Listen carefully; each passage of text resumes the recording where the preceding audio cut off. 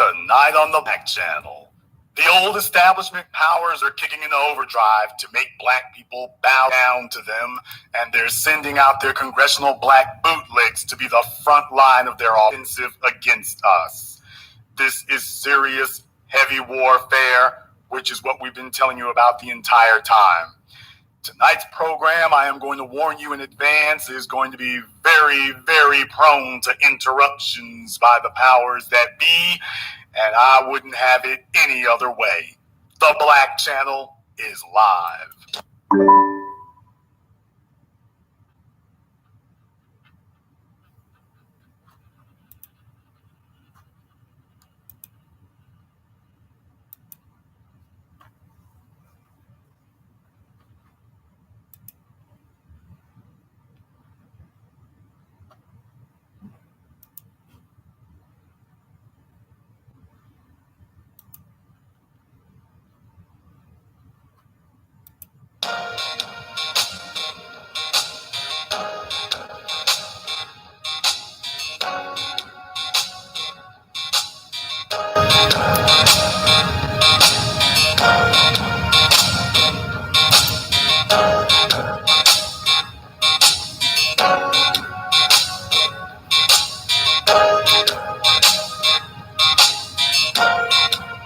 Unapologetic, unadulterated, and absolutely uncompromising. Greetings, brothers and sisters from around the world, and welcome back to the home, the haven, the stronghold, and the everlasting superfortress of intelligent black thought. This is the Black Channel. I am the Black Authority, and you are listening live to the headquarters of the Black media. You are, of course, welcome to join us. And join us you shall, because on tonight's program here, all I'm going to tell you is strap in and hold on, because I've been prepping for this for a minute now. As you all know, we have been the fire-breathing dragon, the non-stop blowtorch, promoting the black agenda here in the face of systemic racism in the political system. And while other folks may not have been watching these things, I have been beating on it like a drum. And I've been beating on it like a drum because it is essential and necessary to understand that this is a concentrated, concerted, organized effort against us. You'll remember that I was having all kinds of problems when I was trying to do my program about Chris Saliza's piece, the thing that he did. And Professor Black Truth was first in line to post this up to let you all know that the tone had changed. I watched that thing and I told you all about this, that when it comes to black folk, they start making up new little code words for us. That's what it becomes. We get a whole bunch of new little code words for black people. So you hear them talk about being thugs, and you hear them talk about wilding out. Now they're using the term woke, which has been used by the alt-right on the internet now for a while as a code word for black. So when you see Chris Saliza getting on CNN and talking about how wokeness is a problem, and then I watched that thing, I want you all to make sure that they couldn't even be, well, they were trying to be subtle, but they really couldn't be. When you take a look at this picture right here, this says it all. When you go watch that video, this blinks on the screen. The two symbols on the screen simultaneously blinked on for just a moment. The one on the left has the black folks saying woke. That was up there for about 2 or 3 seconds. But then there's about a second in there where it transitions, and the Democrat logo and the black folks saying woke with the word woke on them are on the screen at the same time. People, I would say this is subliminal messaging. And I guess this is really the only type of subliminal messaging that would work, but it certainly goes beyond just being subtle if you're paying attention. So no, they want to make sure you understood when we're talking about woke, we're talking about black folk. When we talk about woke being a problem, we mean them niggas is the problem. That's what we're trying to tell you. Woke is a problem, and woke is black. And we got to figure out a way to tamp down that problem that we keep having. So that was why I made an effort here to make sure that you understood exactly what the context of that was, how important it was, and that this was going to be part of an ongoing campaign going forward. That was what I wanted you to understand. So when you're taking a look around and I'm watching how it's going down and what's occurring here, I started taking a look at things. I started taking a look at it. One day I noticed an article from the Washington Post owned by one of the richest men on the planet, Jeff Bezos. Democrats head home with a clearer message for voters as they try to avoid a repeat of the 2010 midterm disaster. Whoa. Wait a minute, all you Biden butt kissers and Kamala butt kissers. You all told us that the 2020 election showed that there was a sea change, a paradigm shift. Everything was different. What the new black media said obviously wasn't true, and they were just living in some fictional reality, and that you had a firm grip on what was, and everything was going your way, and that things had changed, and it was all going to be clear skies and sunshine from here on in. Whoa, you ain't made it but a few months in, and already expressing that you are not a little worried, but very, very worried. That's not the expression of somebody who has things firmly in hand. That's the expression of someone who understands that they got by hook or by crook by the skin of their damn teeth. That's what that means. That you got by the skin of your teeth, and you understand that your fortunes could reverse at any moment. Things could change for you at any time. Exactly what we've been saying. It wasn't some deafening, resounding defeat. It was you getting by hook or by crook by the skin of your teeth, and you understand you could lose it all at any second, which is exactly what we have said here consistently. The message has never changed. We have never changed and never altered what we said. We've remained consistent. Now, in the article itself here, it says, 12 years ago, Democrats headed home for August with a pocket-sized card in their hands to help sell to economically distressed voters the legislation that became Obamacare.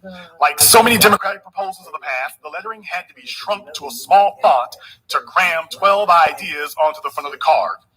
It went terribly. This August, Democrats are returning home with a much more focused message. On Tuesday, 3 Democratic political committees unveiled a plan for how to sell President Biden's agenda to their constituents, with just 3 bullet points: middle-class tax cuts, an infrastructure plan to create jobs, and lower health care costs. So that's the Democratic agenda. For all the black folk who voted for them, they're saying vote for us because Biden's agenda is, and by the way, curiously on here, doesn't have LGBT and illegals all of a sudden. The agenda is middle class tax cuts. Well, are most black people in the middle class? An infrastructure plan to create jobs. Who are the most unemployed people in America consistently? And lower health care costs. Well, so much for Obamacare. Democratic pollsters tested 150 different messages near the end of July with voters in 6 battleground states. Do you all hear that? Democratic pollsters tested 150 different messages. Does that sound to you like they've got a firm grasp on the pulse of where the people are? Or does that sound to you like they are desperate and understand it? Democratic pollsters tested 150 different messages near the end of July with voters in 6 battleground states, finding that one theme stood out as the overwhelming winner with voters: cutting taxes for middle-class families, creating jobs by investing in infrastructure like roads, bridges, and high-speed internet, and cutting your health care costs. No one making under $400,000 will pay more taxes. Interesting, isn't it? Now that's in quotations, by the way. The part I just read is in quotations. I always kept my heat on one thing. They found that one theme stood out as the overwhelming winner with voters. Quote, cutting taxes for middle-class families, creating jobs by investing in infrastructure like roads. Those are your union jobs, and those construction jobs that they give to illegals. Bridges and high-speed internet. I suppose that's more Obama free internet for Section 8. All right. And cutting your health care costs. No one making under $400,000 will pay more taxes. House Speaker Nancy Pelosi has demanded the Democrats hold events in their districts touting the $1.9 trillion pandemic relief package signed into law in March, with a heavy focus on a new child tax credit that gives families up to $300 a month per child. Quote, our message simply said it was for the people. Lower healthcare costs, bigger paychecks, cleaner government, Pelosi said Friday at her weekly news conference, recalling the 2020 campaign themes and signaling how Democrats intend to approach next year's midterm elections. The economic focus comes after Friday's employment report showed nearly 950,000 new jobs and the unemployment rate falling to 5.4%, the lowest since the virus pandemic crushed the economy in early 2020. All this as Senate Majority Leader Charles Schumer, New York, is on the verge of securing passage of a more than $1 trillion infrastructure plan, with a sizable pocket of Republican support that would create public works jobs across the nation. Yet there are troubling signs on the political horizon that have some Democrats worried about a repeat of the 2009-2010, when the party lost the House and narrowly hung on to the Senate, because voters are not giving Biden and his congressional allies credit for the economic rebound. According to a CNBC poll released Tuesday, just 42% of voters approve of the president's handling of the economy, down from 46% earlier this year. And his handling of the pandemic has had a corresponding drop. 53% of voters support his coronavirus work, down from 62%. Get off and keep taking it. All the Biden butt kissers out there and whatnot, those of you who thought you were going to carve out a seat for you on the Negro plantation and you were just going to go ahead and dance along and don't worry, old Biden got your back. No, he left your dumb ass hanging. And the results are showing up here. Really? Even the most ardent Biden butt kissers are now fleeing for the exits because they realize they were left holding the bag and he is not going to help support them. They don't have anything to come back to us in the new black media and wag in our faces and say, see, we told you were wrong. Everybody is now realizing, oh, hell, the new black media was correct. And if we don't want them wagging their fingers in our faces, we better abandon them. And that's what they're doing. The article goes on to say, in late July, the Gallup poll showed Biden's overall job performance falling slightly among Democrats, but down 7 percentage points among independents to 48%. Quote, midterm elections are about keeping Democratic voters energized and not angering independents, said Rahm Emanuel, who was White House Chief of Staff 12 years ago. After pushing through an $800 billion stimulus bill in 2009, Democrats turned their focus to a nearly year-long slog to pass the Affordable Care Act, a health law that many centrist voters did not feel met their needs at a time when the unemployment rate hovered around 10%. Similarly, in 1993, the Clinton White House put a huge amount of political capital into a national health law proposal that never passed Congress, at a time when the economy was still lagging in job production and wage growth. After pushing the 2009 stimulus bill into law, President Barack Obama's advisors split on whether he should focus on the health law.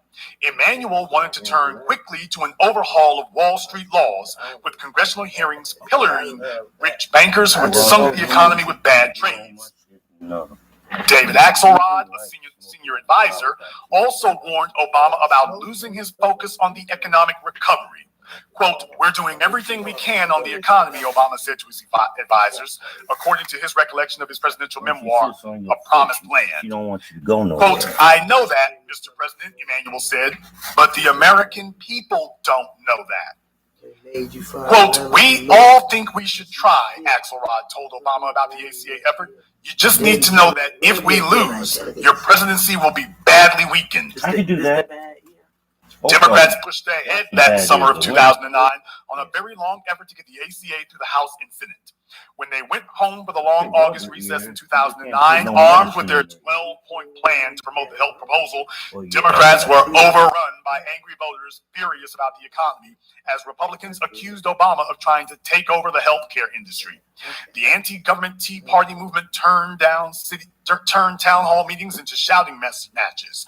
With an incredible effort by Pelosi, Obama signed the health legislation into law in March 2010, but Democrats never did a sufficient job of connecting the proposal to the economic recovery. Up against Republican candidates promising to cut taxes, Democrats never bothered to tell voters that more than a third of the $800 billion Recovery Act's cost went to lowering tax bills. In November, Democrats lost 63 seats in the House, ceding a majority that they would not reclaim for 8 years, while barely hanging on to the Senate majority and getting wiped out in many other down-ballot races. Democratic strategists are furiously trying to avoid repeating that political toxic mix of mishaps this time around. That's a big reason Democrats want to forcefully brand the child credit as a tax cut. So, folks, they're telling you they're here to promote an economic agenda, just not one for black folk here, and they are basically trying to say, well, if we throw money around, we can buy folk off. We're not falling for that. We're not falling for that at all. Quote, every Republican voted against these tax cuts for American families, the Democratic campaign committees wrote in their recess memo.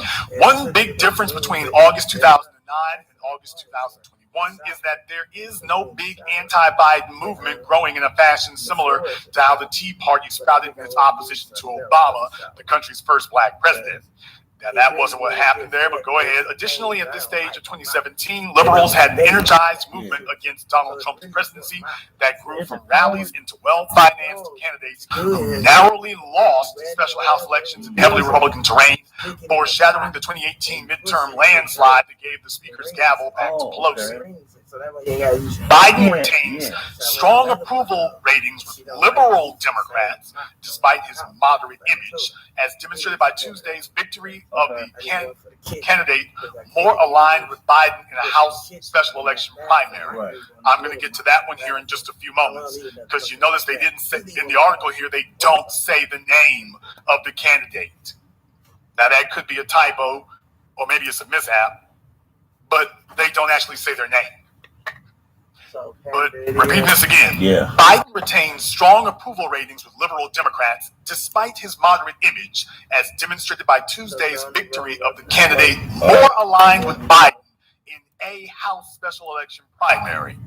As a nod to House liberals, Pelosi reiterated Friday her plan to hold off on the Senate's bipartisan infrastructure plan until Schumer sends over the $3.5 trillion budget plan with spending for education, child care, and climate change that he will need to pass with only Democratic votes. That budget outline is so ambitious that it could take several more months to pull it together, leaving the infrastructure bill hanging in limbo. Some Democrats wonder if Pelosi will be able to hold on that long to what will be a significant victory for Biden, particularly if the Delta variant of the coronavirus continues to spread and force new restrictions on economic activity. But Pelosi is adamant. Quote, of all these things are urgent, and we're going to get them done together, she said. Now, you notice that he mentioned about, well, Biden still retains support among liberals, and as evidenced by a special primary election. But notice he didn't say what that primary election was, and that is what brings us to the theme of tonight's program, because they didn't tell you what that election was in the Washington Post. They didn't say where it was, who it was. Oh, but I got that. For those of you who may be unaware, I have it. And we're going to go ahead and cover that now. Article by James Humman of the Washington Post. You can see the Washington Post is on the job. They are on the job to make sure that you understand what the issue really needs to be. That the problem is black folk. And you have the Washington Post telling you that Democrats need to quit, quote, caving to the left. The same way that Chris Cillizza was telling you that Democrats need to quit following the left. I thought the Democrats were the left. Yeah, now the left is all of a sudden meaning black folk. And if these so-called Democrats, so-called left-wingers are running around arguing against being a left-winger, then what does that tell you? Are they right-wingers? Well, yeah, because you're dealing with left-wing, right-wing, conservative, liberal, Democrat, Republican. I have told you now for years and over a decade, these terms do not apply to black people. These terms are interchangeable. When we talk about being descendants of American slaves, when we talk about foundational black Americans, when we talk about our independent, our status as a group, all of a sudden they start calling us right-wingers, remember? They start calling us right-wingers. As soon as we say, no, we're not going to back Biden here and not Kamala Harris, all of a sudden you're left-wingers. So what does that tell you? The people calling you these names, obviously they exist in some other position where they just put on the terms left wing and right wing like a jacket and then take it off and put on something else. But as Neely Fuller taught us, white supremacy takes both sides of an argument. Yep, both sides. They take both sides of the argument, so no matter which way you go, you end up losing. That's not accidental. Not accidental at all. That is very deliberate and very intentional. So just understand that. The chat room, you're correct. Russian bots, they call us anything. Notice that's the way that goes down. Now, this article here is by the Washington Post. I want you to just remember that. An article by the Washington Post telling you, the folks who are jumping on Trump for all those years, and now they're telling you that the Democrats don't need to cave to the left. You tell me, does this sound like a liberal publication or does this sound like Fox News? Isn't it amazing? As soon as it's time to sit up here and suppress and oppress black people, both your so-called left and your so-called right sound the same. Which is what I was saying about Chris Cillizza. So it's not just Chris Cillizza and CNN. This is across the board now, which is the reason why I'm doing tonight's program. I'm bringing you my evidence. I brought you the documentation. I bring my invoices. I don't just tell you what you paid. I tell you what you owe. The article says, too many politicians in both parties promise to be fighters when they run for office, but the last thing Congress needs is more brawling. That's what makes Shontel Brown's upset victory on Tuesday in an Ohio special election so refreshing. She beat Nina Turner, the epitome of smash-mouth style liberalism, in a Democratic primary to fill the seat vacated by Housing and Urban Development Secretary Marsha L. Fudge. Brown prevailed by embracing President Biden and celebrating his brand of incrementalism. Quote, this is about making progress, and sometimes that takes compromise, she said during her victory speech in the Cleveland suburb, because when you demand all or nothing, usually you end up with nothing. Now, isn't that amazing? So when they're talking to the LGBT, when they're talking to illegals who can't even vote, when they're talking to white folk, they never say it can't be all or nothing. It's only when black folks show up that all of a sudden they tell you, wait now, we can't get it over. We got to wait now. You got to wait. You got to wait now. Hell yeah, I like to wait now. I don't know how long we're going to wait, but we shall overcome. So you wait now. When we show up, all of a sudden, it's wait. When everybody else just hears we can do for you. Nobody told Asians, well, you can't ask for all or nothing. Nobody told them that. And they never tell them that. They tell black people it's all or nothing. That's what they tell us. It's all or nothing. They go on to say the crowd of grassroots activists cheered the mention of compromise. Democrats who might be tempted to torpedo a scaled-back infrastructure package on the grounds that it's not sweeping enough should listen. Biden has to be attentive to the left, given Democrats' slim House majority. But Tuesday's results suggest he doesn't need to contort himself to placate the party's progressive wing, as he's doing with the extension of the eviction moratorium, as much as they demand or he has often deemed necessary. Whoa! Does this sound like the Washington Post and MSNBC, or does this sound like Fox Damn Me News? Folks, I mean, are you hearing this? Are you hearing this? Whoa! Man! He goes on to say a single special election shouldn't be overinterpreted. You got that right, buddy. By the way, while you're trying to intimidate people into doing what you say, by the way, I wouldn't read too much into this. I wouldn't bet too many chips on this, my friend. It's just one special election a bunch of folks weren't really paying attention to, so I wouldn't really sit up here and hang my hat too much on it if I were you, by the way. So now you finally said something I agree with. Before you get ready to take your victory lap, you might want to keep those track shoes clean for a minute. You might be running a bit longer than you thought you would.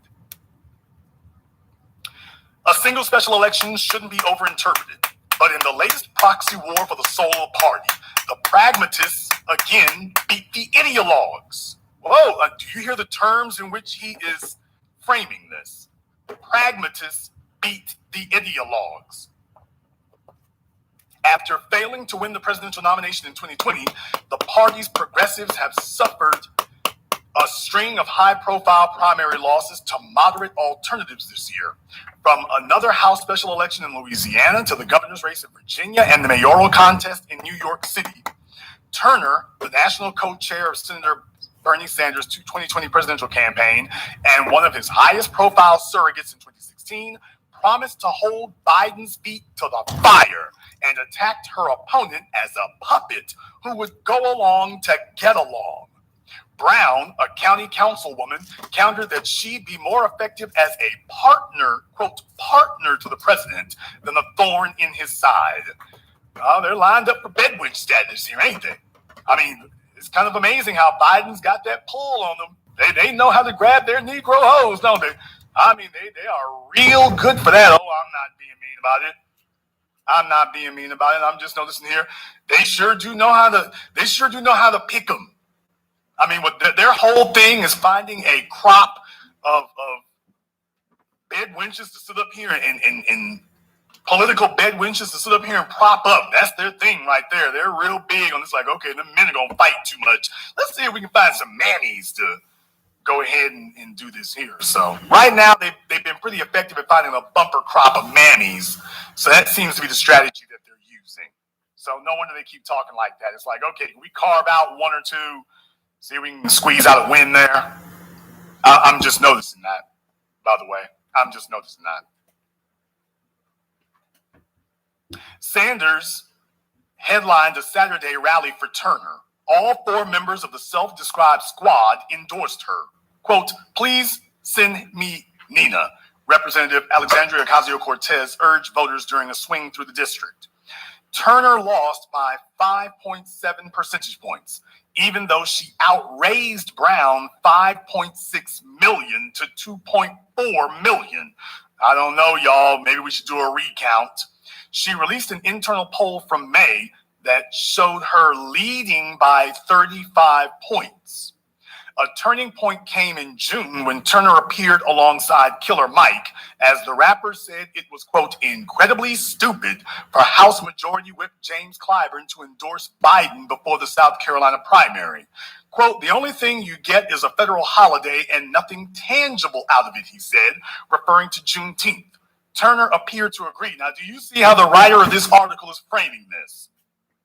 So they're now telling you that this woman's internal polling showed she was ahead by 35 points.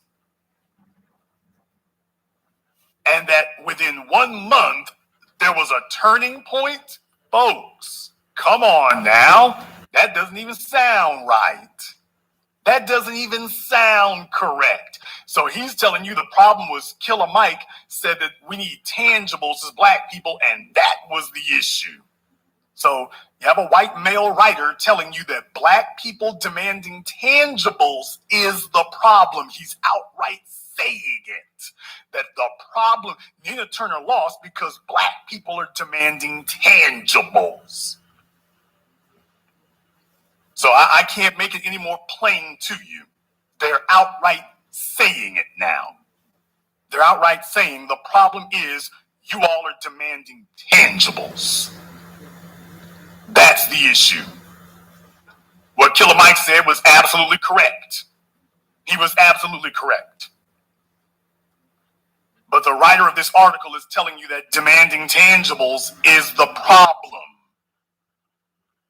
So I just want you to understand where the Washington Post stands on black people receiving tangibles, specifically on black people. He goes on to say that viral moment, I don't even remember it, but okay, that viral moment helped spur Clyburn, the number 3 in Democratic leadership, and leaders of the Congressional Black Caucus to come out strongly against Turner. Quote, I just kind of decided if I'm going to be stupid, might as well be stupid, Clyburn told the state newspaper last week. Fear was another motivation for Congressional Black Caucus leaders. They privately worried a Turner victory would embolden additional radicals to launch primary challenges against incumbent black lawmakers in 2022. You're damn right. What happened to Lacey Clay in Missouri remains top of mind. The 10-term congressman whose father co-founded the Congressional Black Caucus was defeated in the primary last summer by activist Cori Bush, who had the support of Sanders and the Democratic Socialists of America. Now a freshman congresswoman, Bush campaigned with Turner in Ohio. She made the news this week for sleeping outside the U.S. Capitol to protest the lapsed federal eviction moratorium. Bush is being widely credited with pressuring the Biden administration to issue a new ban on evictions. Biden had resisted such a move because, as the president himself acknowledged on Tuesday, it is legally dubious. Quote, the bulk of the constitutional scholarship says that it's not likely to pass constitutional muster, he told reporters, and he's correct. This is an unsettling approach for someone who took an oath to uphold the Constitution, a statement that would have enraged liberals had it come from Donald Trump. And maybe it's unnecessary as a matter of political calculation.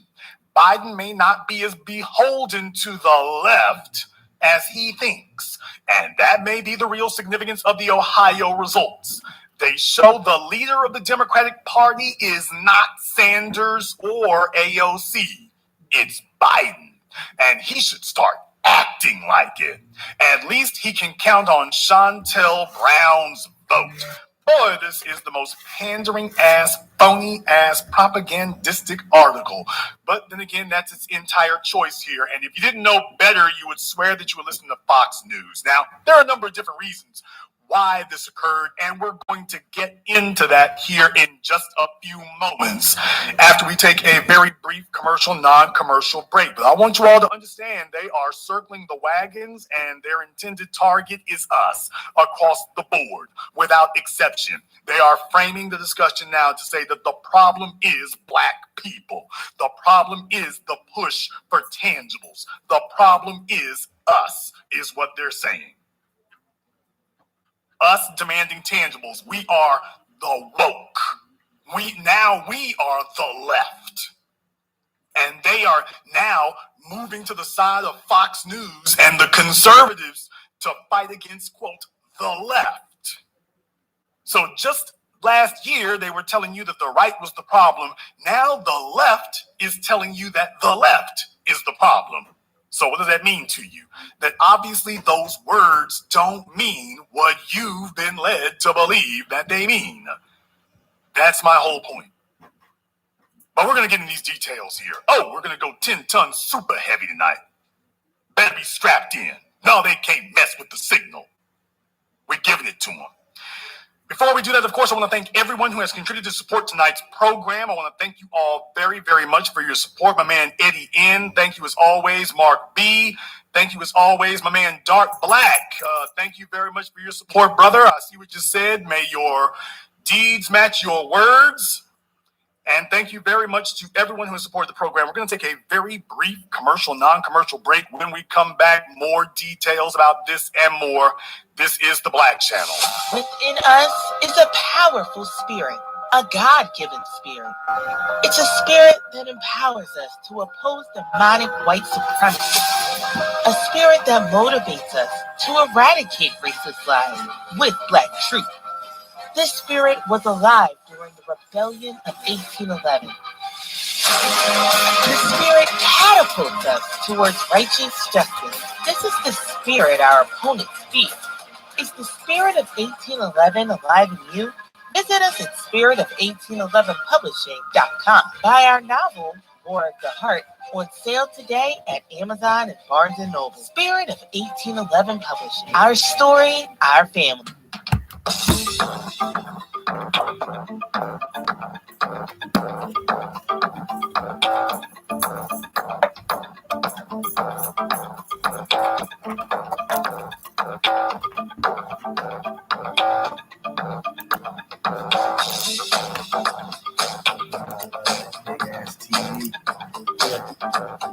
Did you tell her we need to get another one? She doesn't even know this is the mom.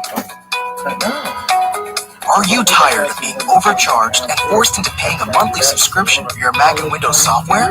Well, if you are, currently we're having a 50% off discount on all the latest Mac and Windows software, such as AutoCAD, SolidWorks, Photoshop, Microsoft Office, and much more. Our 50% off discount will be ending soon, so be sure to text us Need Software to 323-407-8214. That's 323-407-8214. We aim to please, so expect 24/7 technical support. The latest premium software, instant software links delivered to your email, and PayPal's buyer's protection guarantee. My name is Black Ice, and I'm Keys, and we're the Black Narrative. We are a Black First and Hebrew Israelite channel on YouTube that broadcasts live every Tuesday and Thursday night at 8 p.m. Eastern Standard Time. Every week, we discuss controversial issues and challenge false narratives that are fed to Black people through mass media. Who are you barking We at? share research through videos and encourage uncomfortable conversations amongst the Black community. Our show features topics such as exposing fact-checking, the racist history of medical research, the origins of so-called Black Greek fraternity organizations, Christian origins of HBCUs, and much, much more. Look at the Black Narrative on YouTube or go to our website, www.theblacknarrative.tv. Shalom. Are you looking for an affordable COVID-19 DNA testing or infectious disease clinical testing? Welcome to P23 Labs, a high-complexity molecular diagnostics lab that uses the latest technology to offer a full suite of molecular diagnostic tests, clinical tests, and wellness consultations. We give you access to knowledge and healthcare resources that will transform your health. Schedule an appointment and order your custom test today with our healthcare team. www.p23labs.com. Are you a Black male sailor or former sailor who received any type of counseling services, even if it's one visit at Navy Fleet and Family Support Center? Are you willing to confidentially share some of your experiences? If so, please go to the website below and complete the 15-minute survey. On the survey, please answer yes to the question, did you receive services, in order to get to the 15-minute survey. We would like to know about your entire experience, so please check yes to the question, did you receive services? The survey is part of a doctoral research project conducted by Walter Kelly. Your anonymous replies will be aggregated in his published dissertation at the University of Pennsylvania. Additional information about this project is located at the website below. This is the Black Channel. I am your host, your brother, your humble servant, the Black Authority. Very glad to be with you all this evening as we are expressing and explaining here how the Black Caucus has joined forces with the Democrats against Black people. This, of course, is not news. I want you all to be aware and understanding exactly how far this is going and why it is that we spend so much time warning you about this. We spend so much time warning you about this because it is essential that you understand and that you know this is essential. Today. In the case of Nina Turner, I want to first talk about what went wrong. That's the real thing I want to discuss here first. I want to discuss what went wrong. Where Nina Turner was concerned. I know her people listen to the Black channel, and I am not going to sit up here and mince any words with you, Nina. I gotta tell you straight like it is.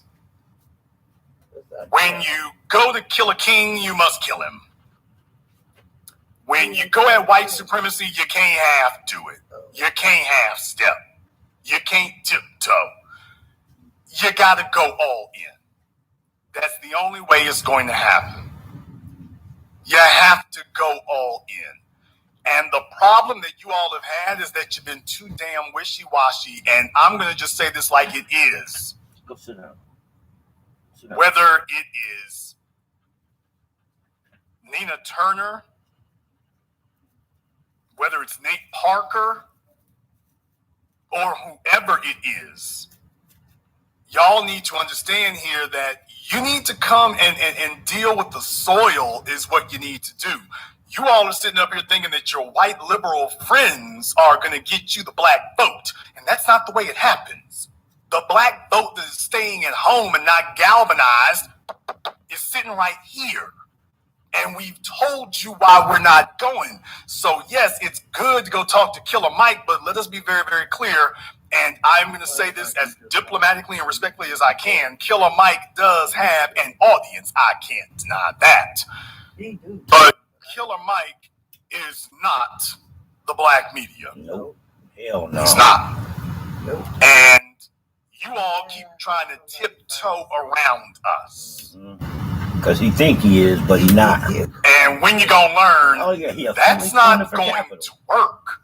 You're not going to be able to tiptoe around us and pretend that we're not there. And somehow you're going to get this non-black coalition or safe approved friends of your non-black coalition to be a substitute for us. It's not going to work that way. You see, you're not going to be able to get by like that. Too many of you think you're going to sit up here and, I will talk about black folks here while I got Bernie Sanders and Alexandria Cortez behind me. And let me go grab a couple of celebrities. Baby, folk haven't gone back home because there aren't enough celebrities. They've gone back home because they are listening to the black media. And you all are trying to play both sides of the fence where you talk a little tougher on Biden, but at the end of it all, you're not actually offering a realistic alternative. That is, you are not being clear in what we can expect. And your refusal to talk to us, and I'm going to just say it straight like it is, your refusal to talk to the black media is costing you all. So what you end up doing is you go off in Atlanta and whatnot. Y'all need to come and talk to the new black media. Bowling Ball Martin is not going to get you anywhere. They're not going to be able to do that. Bowling Ball Martin is not going to be able to save you.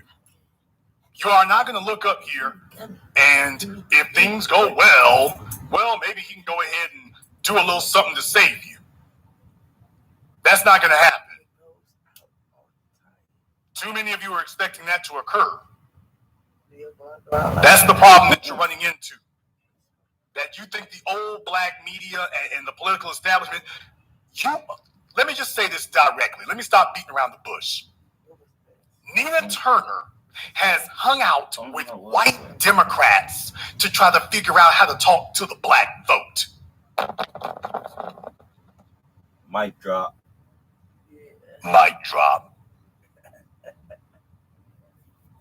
There it is.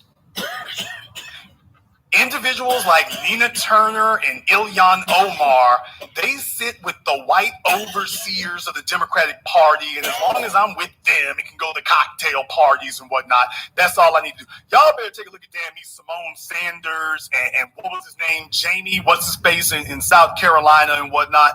Folks, you're not going to be able to get mobbed up with the white Democrats and that save you. You got to have support from the soil if you going to take down Jim Bojangles Clyburn. You got to have support from the soil. You've got to have a media outlet of a competent operative class, as Professor Black Truth has spoken about so eloquently repeatedly here now.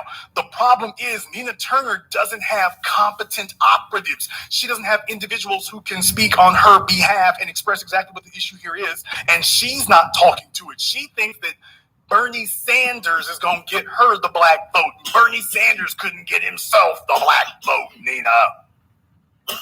You thought that you were going to get Bernie Sanders and Alexandria Ocasio-Cortez to get you the black vote instead of coming to the black media and getting the black vote. Baby, it ain't going to work that way. Playing this Democrat political game isn't going to work that way. And what you found out is that they can turn things on a dime and make the election do what they want it to do and whatnot. Certainly there should be a recount in there. But my real thing here is, baby, you didn't do anything to galvanize the people. You need to sit up here and speak to the soil. And the soil ain't listening to Bernie Sanders, Alexandria Ocasio-Cortez. And the only reason they're listening to Killer Mike is because Killer Mike is saying what the soil here at the New Black Media is saying. And what you need to do is triple down on that. The Washington Post has no damn clue. If you're going to go at the Congressional Black Caucus, you got to go all in. You got to go all in. You can't sit up here and half-ass it. You got to go for the necks. You got to do it. Because if they have an opportunity to go for yours, as you found out, by hook or by crook, they're going to do that. So this idea that you all are going to be these lightweight Democrat operatives and you're going to sit up here and get celebrities to make up the shortfall. Celebrities don't run the yard. Celebrities can get you some attention, but you need constant, consistent support, which means people need to trust you. So what we have in the old bootlegs from the civil rights generation, the Jimbo Jangles generation, is still out there tapping their feet and playing their banjos and chewing on their thistles. And if you're going to beat that, you got to galvanize young people. You got to galvanize the intelligent black society. You've got to galvanize all the people who said, yeah, this other stuff ain't going to work. You got to galvanize them, but you weren't speaking to them. You were speaking to the cocktail circuit. Even Killer Mike has issues speaking to the soil because people don't trust it. Once y'all sit up here and have too many photo ops with Bernie Sanders, the soil don't trust you anymore like that. The soil don't trust you anymore. So that's what she's finding out is, okay, you can do that and get some attention, but baby, you got to come talk to the New Black Media and get that type of support. That's what you need. Someone who can actually articulate it. And some folks who are actually going to stand by you and do this on a regular basis. You know, the people who speak to the part of the vote that stayed home. That's the difference. This idea that you are just a dark-skinned white liberal and that all you have to do is say what it is that they want you to say there and go a little bit harder on it. Here we go. No, baby, if you going in, you got to go all the way in. You got to go all the way in. Can't half-step it. You got to do everything. You got to do everything. You are going to have to go for their necks, go for their throats, and you're going to have a competent operative class with you. But more importantly, all you folks out there who think you're going to be these insurgents and you're going to win anything, you're going to be able to find one Alexandria Ocasio-Cortez over there and one Cori Bush way over there. But as a group, you're all going to fail. You're pretty much all going to fail. Because you don't have an organized media apparatus that actually speaks to the issues that folks are concerned about. You don't have it. And most of you are sitting up here gauging your reactions by MSNBC. You have become tone deaf. Nina, that's tone deafness. The black soil doesn't trust MSNBC. The black soil sees MSNBC as its adversary, and rightfully so. The black soil sees MSNBC as its enemy, and rightfully so. And you're sitting up here saying things that if this flies with MSNBC, I'll be okay. Problem, MSNBC ain't got a vote for you. That's the issue. So I send this warning out to everyone. Nina Turner, any other aspiring politicians who can't seem to get any traction, looking at you, Gary Chambers, and anybody else who thinks they're going to put up an online video and see if they can get 1 million views and that somehow is going to lead to an election victory. No, it is not. A steady, consistent, constant drumbeat by trusted advocates is what will do this. You have to join with something that's already been moving along. They talk about the Tea Party, but the Tea Party was just an iteration of an ongoing white supremacist, white nationalist movement. It was just the latest iteration of something that was already going on. And as Black people, when you have a competent operative class, the discussion goes differently. The discussion sounds differently. How does it sound different? I don't know. People start saying and thinking things that they were not thinking about there before. Things like this. You see, I decided that things need to change was what I decided. I decided that things need to change and that things need to be different. So I didn't have to wait around for somebody to give me the funds. You have a media apparatus that went to work and said, you know what, we're going to put this out there and we're going to start the conversation. You didn't see Nina Turner, unfortunately didn't see Killer Mike or anybody else jump behind this. Because you see, if they had jumped behind this and then Keisha was getting out of office, then they could say that, hey, they were responsible for it. And that puts pressure on anybody hoping to replace her, that if you don't do our bidding, you will find yourself where Keisha is going. But you all remember, I didn't ask permit for a permission slip. I got out there and said, we are going to promote the agenda is what we're doing. We're going to promote the agenda. And we damn sure did. And we damn sure did. So we pressed the agenda. That was what we did. What was the result?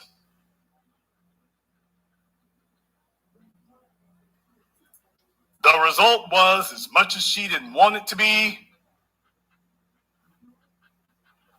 check it out, there it is. As much as she didn't want it, as much as she thought that it was going to be different, she thought to herself that she was going to be able to depend on the white Democrats to hold it down for her. She thought she was going to be able to depend on them to circumvent us. How'd that work out? How'd that work out? How'd that work out, people? She thought that was going to happen too. How'd that work out? Take a look at it for yourselves. How'd that work out for her? Do you think she just woke up one morning and people had a problem with her? Do you think she just woke up one morning and there was an issue? No! It was already out there. The steady drumbeat was already out there. And guess what? It wasn't the Democrat Party that kicked it off. It wasn't the Democrat Party that kicked it off. It wasn't Nancy Pelosi that began it.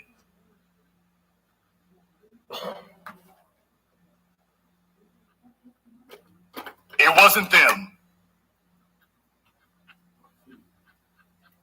Understand that. It wasn't them. So there's a reason why that occurred. And the reason that occurred is when you have a competent political class, they're able to craft a message that actually gets to what people are thinking about. That's new for these folks. That's new for these folks. That is new for them.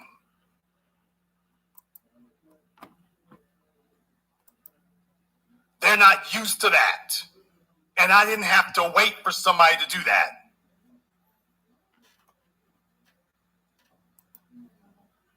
In the chat room here, they were saying left-wing programs like the Young Turks and Tim Black are blaming me for Nina's loss. Telling my mods here, let's not time out folk for that.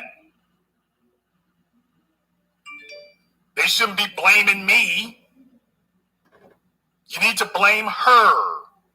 She had every opportunity to do things differently. I didn't do this to her. She did it to herself. I'm just reporting the news. Nina knew all these things, but she tried to play the Washington game, telling herself that if I can keep them happy with me, I'll figure out a way to get the white so-called moderate liberal support. People, that's not the way you take power. Because everybody is constantly asking who's in charge and who got the power. The deck is constantly being reshuffled. The pieces on the chessboard are constantly being remaneuvered. And everybody's constantly wondering who's got the most stroke right now, who's got the most pull. And people, you demonstrate who's got the most pull by who you can make lose. Not even necessarily by who you can make win. You can actually develop more power by who you can make lose. I want you to understand that. You actually have more power by who you can make lose.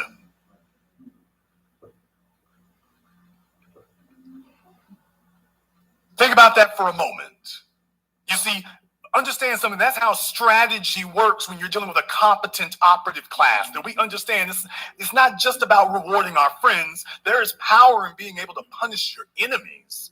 And if one of your allies becomes one of your adversaries, showing that you can get his or her ass up off the prison yard, there's power in that. There is power in showing you can get somebody's ass up off the yard. There's power in that. And we make no apologies for it. And I didn't wait for somebody to give me permission to do this. I got to work. And that is what it looks like. That is what it looks like. It looks like that. And it ends like this. This is how it ends. When you have a competent media class that begins the discussion and says, you know what? No more playing around. This is what it is. She didn't just wake up in 2021 deciding she shouldn't do that. No, the groundwork was laid way before then, and she was worried about it way before then because this was part of a steady drumbeat that people couldn't ignore, and the thought in their heads of a life without Keisha began to sprout and grow. Then you take a look at Chicago. Oh, yes, indeed. Everybody's favorite drunk uncle, Lori Lightfoot. Lori Lightfoot, heavy drink.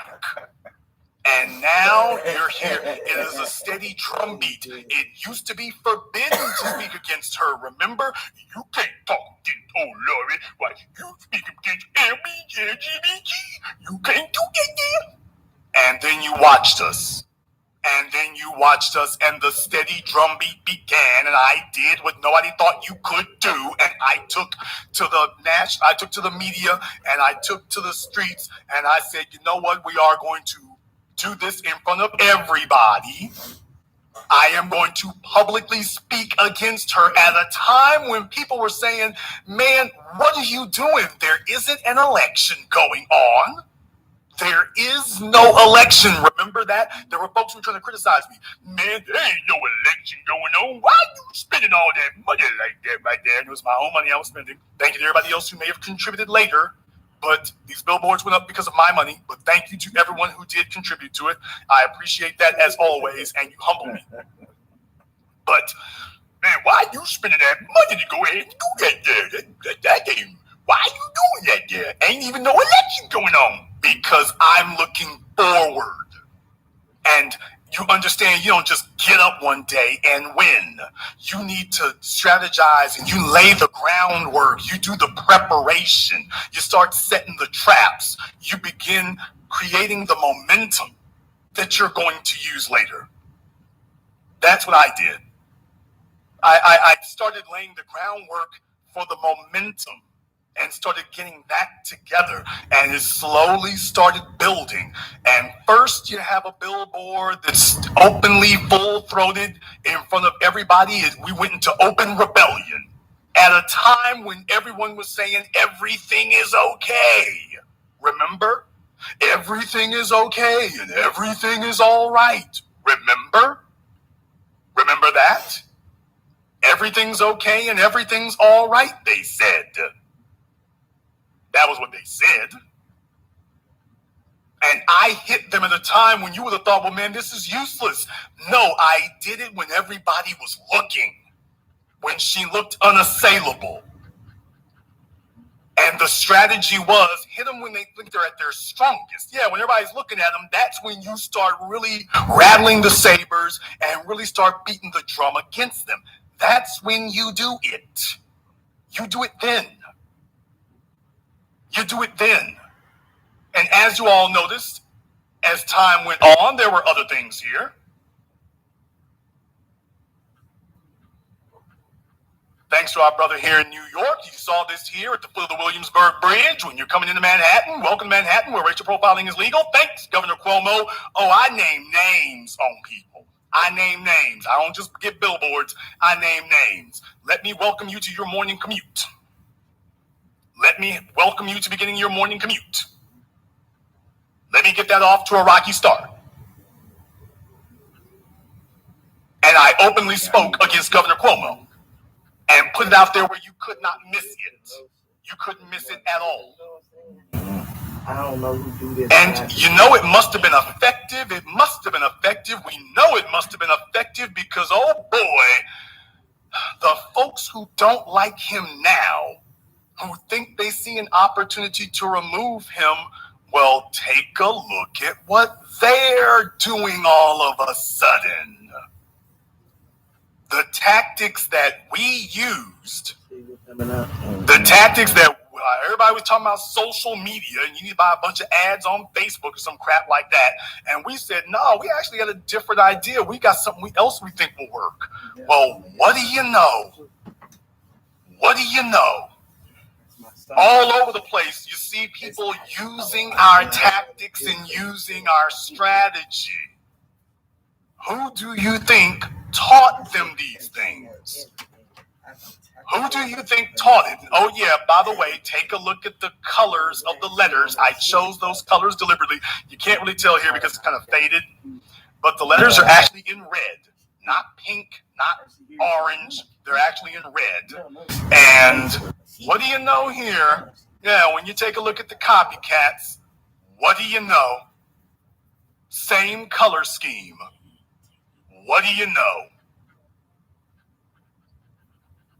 Surprising? No, they saw it worked. They saw where someone else did it and it worked. And all they did was copy the formula. But they saw where someone else did it and it worked. That's it. That's all. They saw where somebody else wanted to make something happen against someone who seemed to be unassailable and entrenched, and they kept doing it. But you got to understand, they had already seen a prototype. They had already seen a precursor. They'd already seen where somebody was willing to take him on in public and was able to get away with saying something a whole lot more incendiary. So they just come along later here and try to just copy what we did. But let's be very, very, very, very clear. No one was doing this. No one was doing this because nobody thought it could work. What do you think they think of it now? Oh, yeah, they think it works now. Do you think they think it can work now? Mm-hmm. That's what they're scared of. Do you think they believe in it now? Mm-hmm. Do you think they have faith that it can work now? You tell me. Do you think they're believers in it now? That this strategy here, that you can start laying the groundwork and planting the seeds, and we'll come back later. A long-term strategy. And I know they hate me over there for that.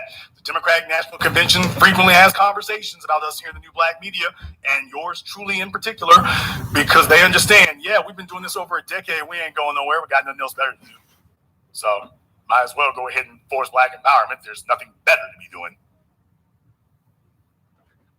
Nina, I say this to you because I want you to understand Yeah, there's never a singular reason why a candidate loses like that, but I want you to understand that you didn't galvanize the people who could have and would have supported you. And this is what too many of you establishment candidates do, because in reality, she wasn't an anti-establishment candidate. She was an alternative establishment candidate, because you all know that we're here and you refuse to come to the places where the people who are not voting, where they have aggregated. You're trying to do like the right wingers and pretend that we don't exist. Problem, that actually works in the right wingers' favor to an extent, but it doesn't work in yours. We speak for the soil, whether you like it or whether you don't, whether you think we're too harsh or whether you don't, whether you think that we throw too many left hooks or whether you're cool with the way we do it. We speak for the soil. Bernie Sanders doesn't. We speak for the black street. Alexandria Ocasio-Cortez does not. You ignore us at your peril. The Congressional Black Caucus can be beaten, but it is going to take a wholesale, fully galvanized, organized effort. Those of us who are used to taking to the streets and getting things done, people are waiting for that to happen, but they're not going to get behind a half-hearted effort. You can't sit up here and let other people say these things and then think it's going to be okay. You're going to have to talk to people that they trust, because they don't trust Bernie Sanders and AOC. They don't trust your celebrity rappers. They trust the soil. They trust us. They trust us. And that is what it is. Although I could be wrong.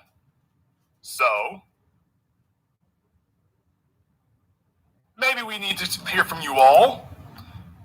The telephone lines are now open. The number is 646-787-1933. That's 646-787-1933, your personal access code to the black media. No one else does what we do, and you are more than welcome to join us. Thank you very much to Kirk, my man Chadwick, and to everyone else who has contributed to support tonight's program on PayPal or Cash App. We appreciate that very much from you here, as always. Brothers and sisters from around the world, I was letting you know that they've sent out their black bootlegs for the purposes of being their frontline soldiers here, because they understand that they are in trouble. They have been in trouble. They are holding emergency meetings because they are attempting to contain the bleeding. They can see that what we are doing works. They can see that what we are doing is making tangible, visible, measurable impact, and they are desperately trying to figure out how to neutralize us.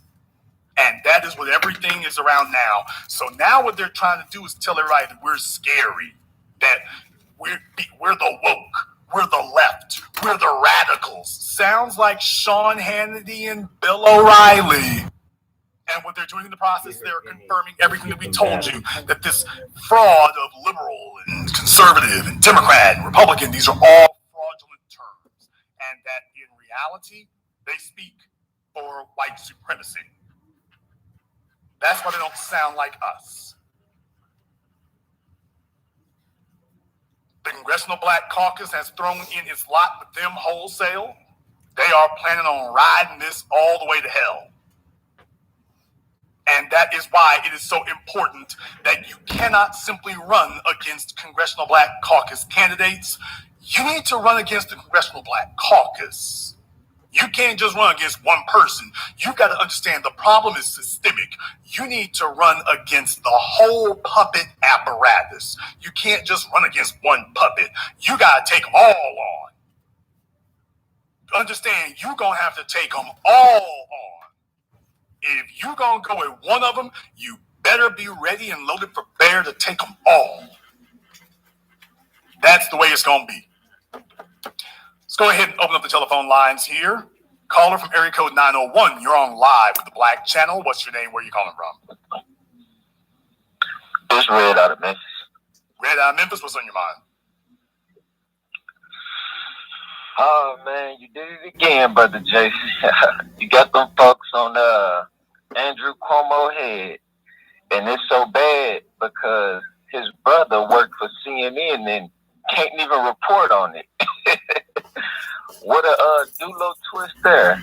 But to zero in and go specific on the topic tonight of Mayor Lightfoot and Mayor Bottoms. Mayor Lori Lightfoot, she came up with the LGBT because she is. Keisha Les Bottoms, she tried to have a black agenda, and they told her ass get out. Now, force the LGBT down the heterosexuals in Atlanta throat at the end, because now you have no other purpose. You have no other purpose, and you talk about the CBC and establishment Democrats, the corporate Democrats, James Clyburn and Joe Biden.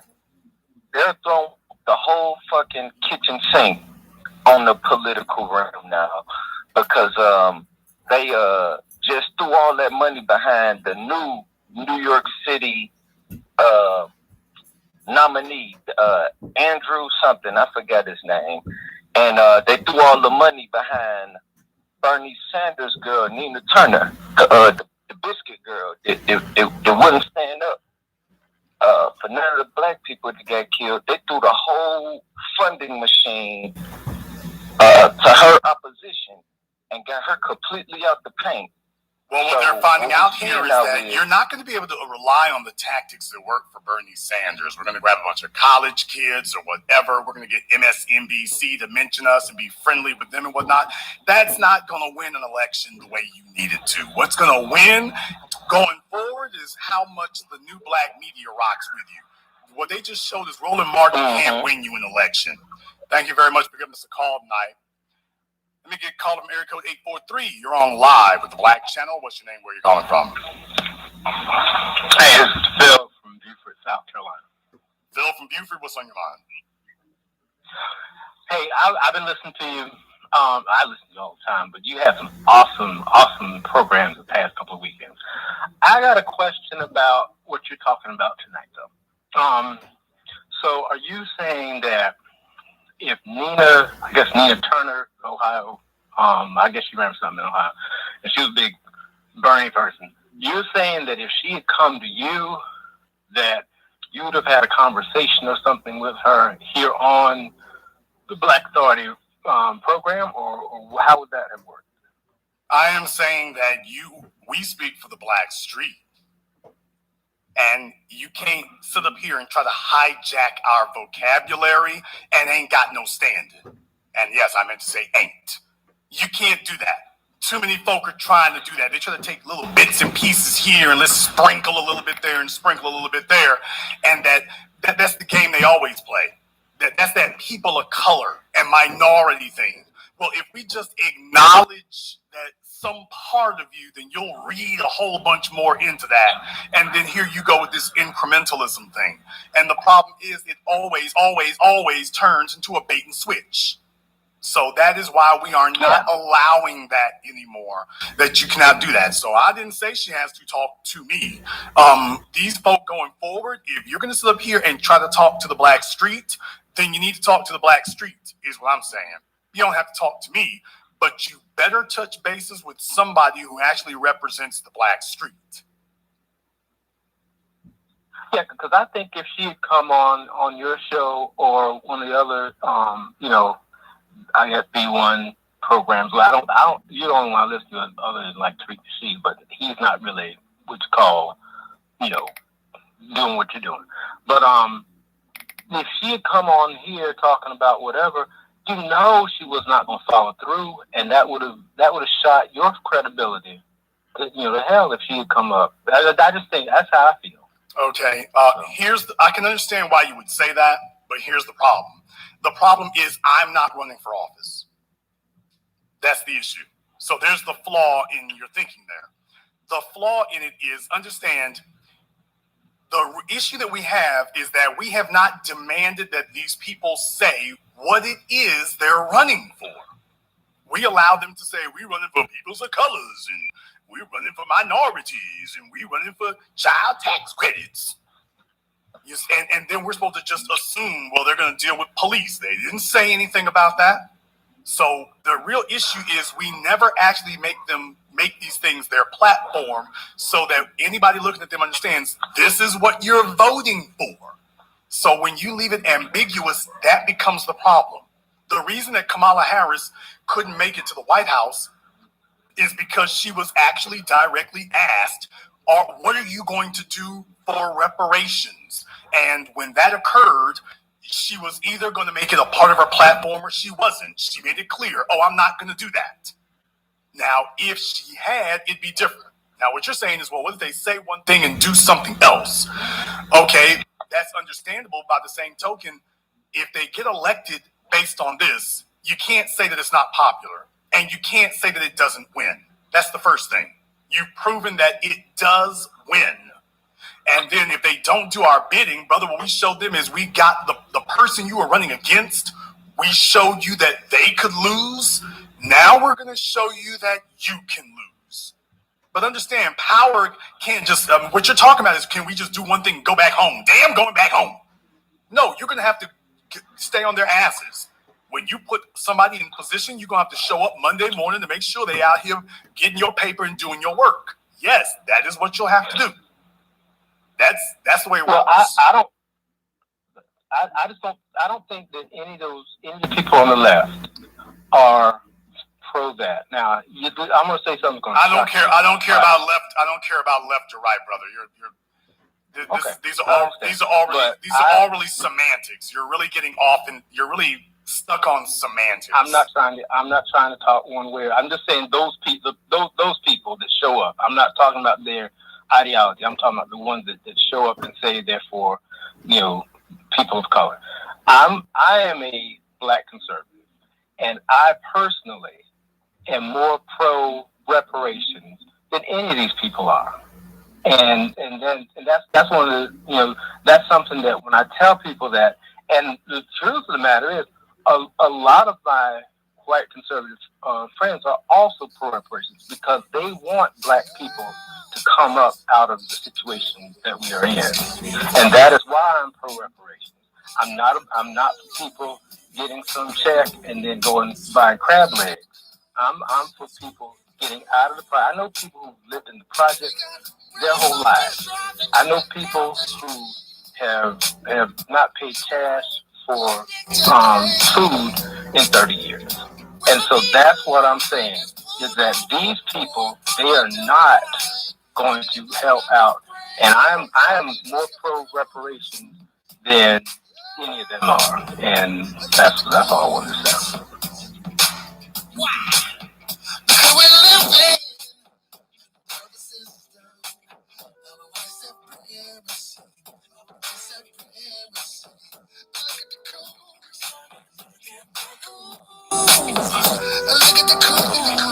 I had a feeling. For some strange reason, I had the music queued up because from the very first question, I just had a feeling. Thank you very much for giving us a call tonight. I just had a feeling it was coming. I just had a feeling. And I'm about to, I smell the distinct aroma of coon corn. Coon on the cob. I smell the distinct aroma of coon on the cob. Caller from area code 301. You're on live with the Black Channel. What's your name? Where you calling from? Caller from 301 has been abducted. Caller from area code 609. You're on live with the Black Channel. Turn off your speakers.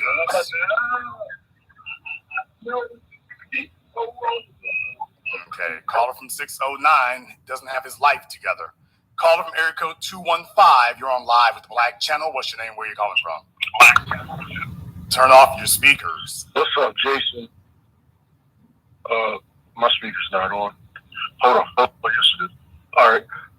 Jason, first of all, I really am attracted to your channel because of your views on building an economic base, especially among black people, independent of government in some ways, but also I'm a large proponent for reparations.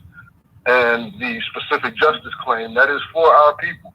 So during the interim, I would like to ask you, what are the three group, can you give me an example of like three group economics ventures that you would launch first into any of the markets that you believe we would be viable in, and like what type of business venture should we launch as a group? And do you believe in the IPO business model?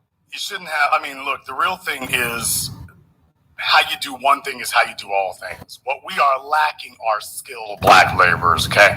It's not a one size fits all. You have the world's economy is made up of a very diverse spectrum of things. Problem, we don't have a foothold in any of them. So my answer to your question would be pick one. Pick one. Medicine, engineering, transportation, computer technologies. Pick one. It don't matter which one it is. Restaurant, pick one. Anyone. Because right now we don't have a hold in any of them. So choose one, and anything you choose will be better than where we are right now. You're absolutely right. And I think that to just piggyback on that, I think we should pick one. And I think we'll see how possible it is for us to be competitive in at least one market, and then we can go from there. I think we tend to want to compete with the entire country because obviously we're owed from all of the major corporations who benefited from slave labor as well as discrimination during Jim Crow up to now.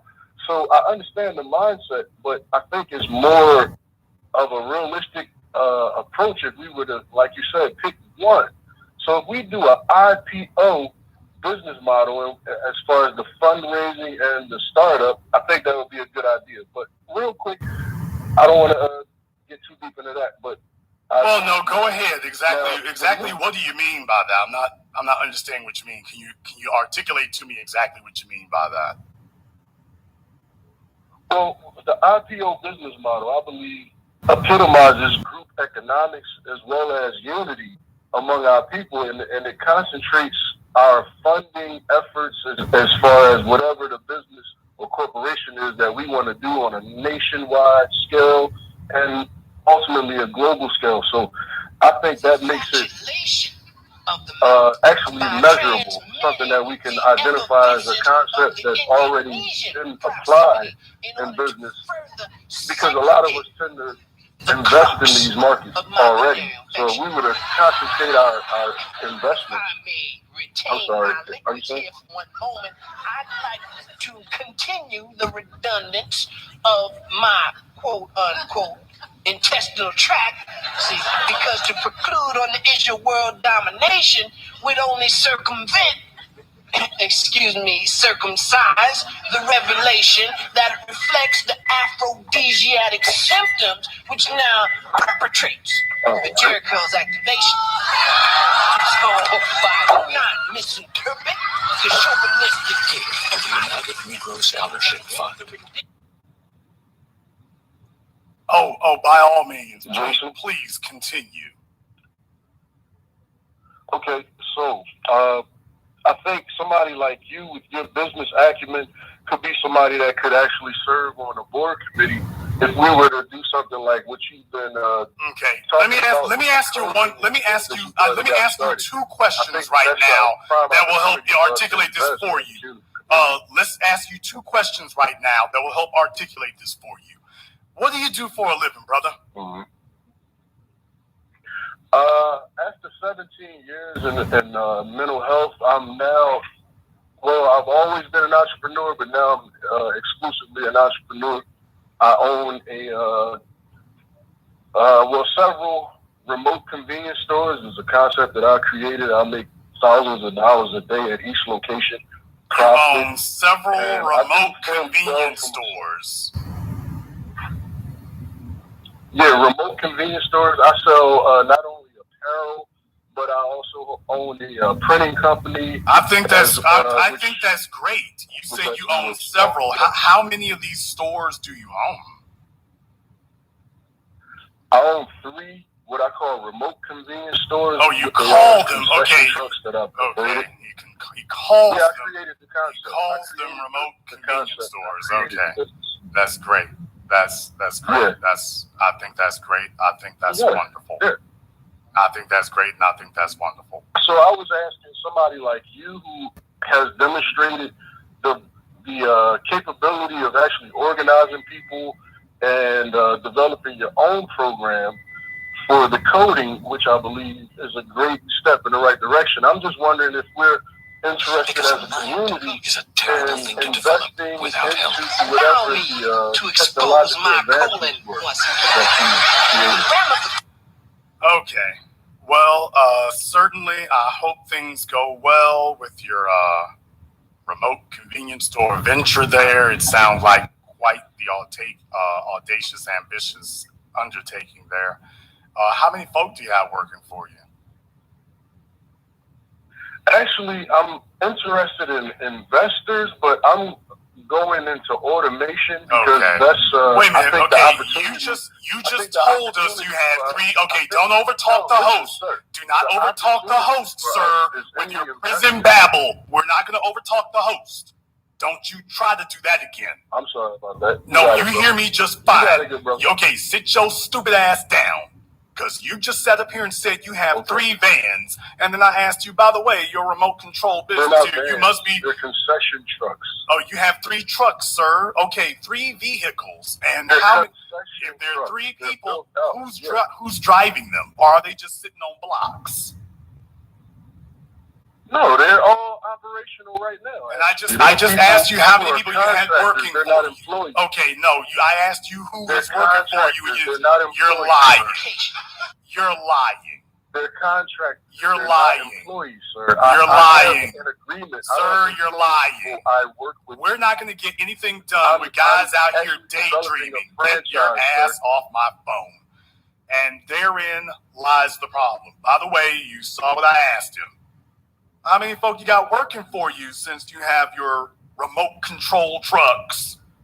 Oh, well, you see, what I'm looking into is automation and franchising as I begin down the road of the technological innovations through the exploration of Lewis and Clark and Sacagawea as we move through the Adirondacks and the Rocky Mountains through the upper barometric pressure that will be putting significant rainfall down through the Amazonian forests. Nigga. Well, Jason, I just thought that you could take a bit of it, and Jason, if you could just put a couple of $100,000 into my idea, what we could do here is I have come up with a concept that I refer to as remote convenience stores here, and if Jason would be interested in investing, because right now I am looking for investors. No, sir, right now you are looking for a job and a credit score. That's what you are looking for. You should be in search of employment and a clue. After 17 years in mental health, I'm sure you were in a rubber room with a straitjacket. I'm sure that was your position in mental health. Jason, we didn't read about this. No, we just don't need no daydreaming niggas out here, so we don't need. We really don't need that. That's what we don't need. We don't need that. Then get called up here, code 415. You're on live with the Black Channel. What's your name? Where are you calling from? This is Don from San Francisco, Jason. Don from San Francisco. What's on your mind? Oh, man. That blast exchange was, it was like, wow. It's like, first of all, don't even talk about franchise when you don't even understand the concept. Secondly, that nigga was like a baby Roland Martin to you. Like, serious? No. What we got to do is we got to get our own. And so we need to set up a situation whereby you can't cancel us. And I'm talking about all my brothers and sisters that be monetized, having it canceled, their channels canceled and so forth and so on. And so, somebody said, don't talk about it, be about it. So I already laid down the plan on paper and been talking to some of our B1 news and innovators, people that got large channels like you and people that got smaller ones. And what we got to do is, well, based on my paperwork, we need to come together, put some guns together. But that young brother said something very intelligent, not the one you just talked to. It was the one you talked to before. In order to be able to put down our own, like Master P said, to get our own, we're going to have to look at the supply chain and eliminate all the barriers. So that's going to run us right up to the AT&Ts and the Verizons and them. So you can eliminate Jeff Bezos and the AWS and all of that, that data holding stuff and facilitating. Well, I think that's all very fascinating. I really, really do. I guess nobody wants to talk about what we're discussing here tonight, but thank you for your call tonight. Folks, we're talking about something in particular here. Let me direct your attention back to the screen if I can. Somehow we went off here, Mr. Food Truck or whatever the hell he's over there doing, Mr. Convenience Store Snack Bar Truck is got us talking about that. Okay, we're talking about this over here, though, folks. Congressional Black Caucus, the Democrats are panicking. They're now saying that black folks' issues are woke and left-wing and that they need to stop us, is what they're saying. They're saying that black folks' issues are being woke and left-wing and that the Democrats need to fight against the black agenda. They're just outright openly saying that the black agenda is being renamed woke and left and that that's the problem. So let's get back on track and please keep your comments brief. Let me get caller from area code 904. You're on live with the Black Channel. What's your name? Where are you calling from? This is Sean from Jacksonville, Florida. Sean from Jacksonville. What's on your mind?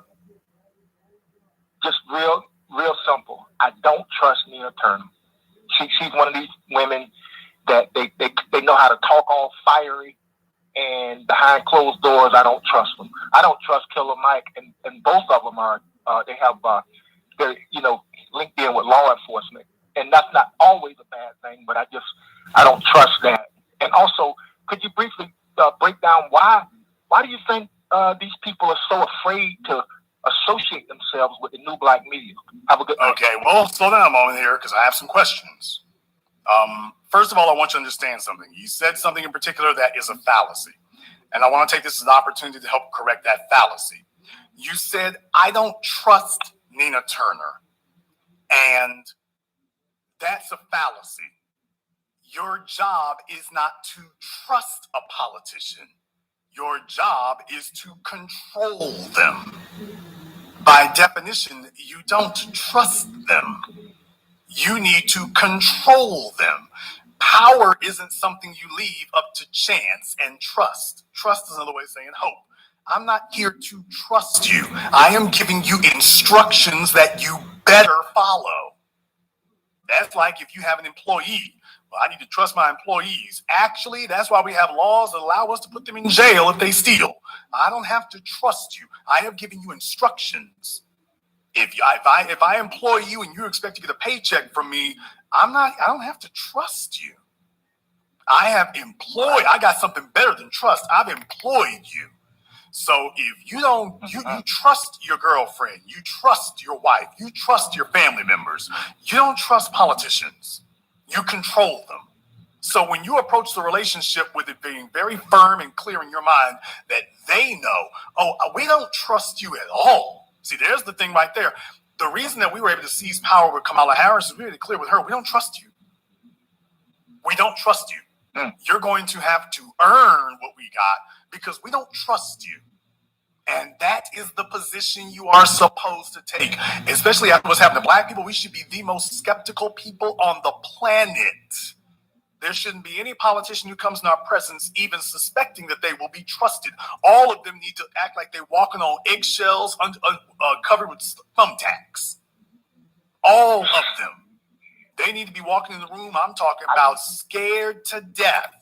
And that's where they should be. So we're starting off with an incorrect premise that the objective or even expectation should be trust. This relationship is not built on trust. This relationship is built on power. We have the power to put you in office. We also have the power to deny you. And if you do not execute what we sent you to do, we have the power to remove you. And when folks see that you are serious, then not only do they not attempt to buck you, anybody else who watches you understands you're formidable, and they don't try to challenge you either. White folk don't talk about trusting their politicians, brother. You didn't hear a single white person say they trust Trump. They said he did what we wanted. You don't see a single white person talking about trusting Biden. Black folk talking about trust. This is a fallacy. Politics is not about trust. In the words of Dr. Claude Anderson, it's not about love. It's about power. It's about tangible benefits. So when you approach it from that perspective, then you understand why my discussion about Nina Turner is going to be totally different. Right. Thanks for recalibrating my thinking, man. I understand now. Thank you so much. That's why you're the Black Authority. Have a good night. Thank you very much for giving us a call tonight. I think he's out there Uber and wants to pick somebody up. But yeah, brothers and sisters from around the world, it's not about trust. Well, she might do this, she might do that. Any of them could do that. The real thing is making sure that you have a viable deterrent in place. Jason, what's the viable deterrent? You. And that you let them know, oh, I'm not married to you. I voted for you this time. I didn't vote for the person who lost. And if you do not do what we have instructed you to do, then next time you will be the one who loses. That's what will happen. And as a matter of fact, next time could come up real quick. We might just recall you. That can happen too. When you let people know you about that life, they are far less likely to challenge you. Caller from area code 901. You're on live with the Black Channel. What's your name? Where are you calling from? Oh, Justin, this is Kelly out of Memphis. Kelly out of Memphis, what's on your mind? I just want to have one question. I just want to know, when will Black politicians understand, or Black people in general, you can't be Black and Democratic, you can't be Black and Republic, you can't be Black and trusting a political class. You can only be Black and empowered. I want to know, how many generations will it take for politicians or people that are running for political positions to understand that one statement? I think right about now. Understand, this type of discussion we're having right now was never really had on a broad basis before. There's a reason why the New York Times and the Washington Post and CNN and other outlets, ABC and others, have done stories about what we talk about here. There's a reason why political party operatives and DNC leaders and politicians are directly confronting us, passing around memos about us, having meetings about us, telling folk not to talk to us, and warning people, taking a look at what we said and specifically saying don't talk about these things. There's a reason why Democratic candidates, billionaires, Tom Steyer said cut the check. There's a reason for that. If you're waiting on CNN to explain to you what the reason is, it's never going to happen.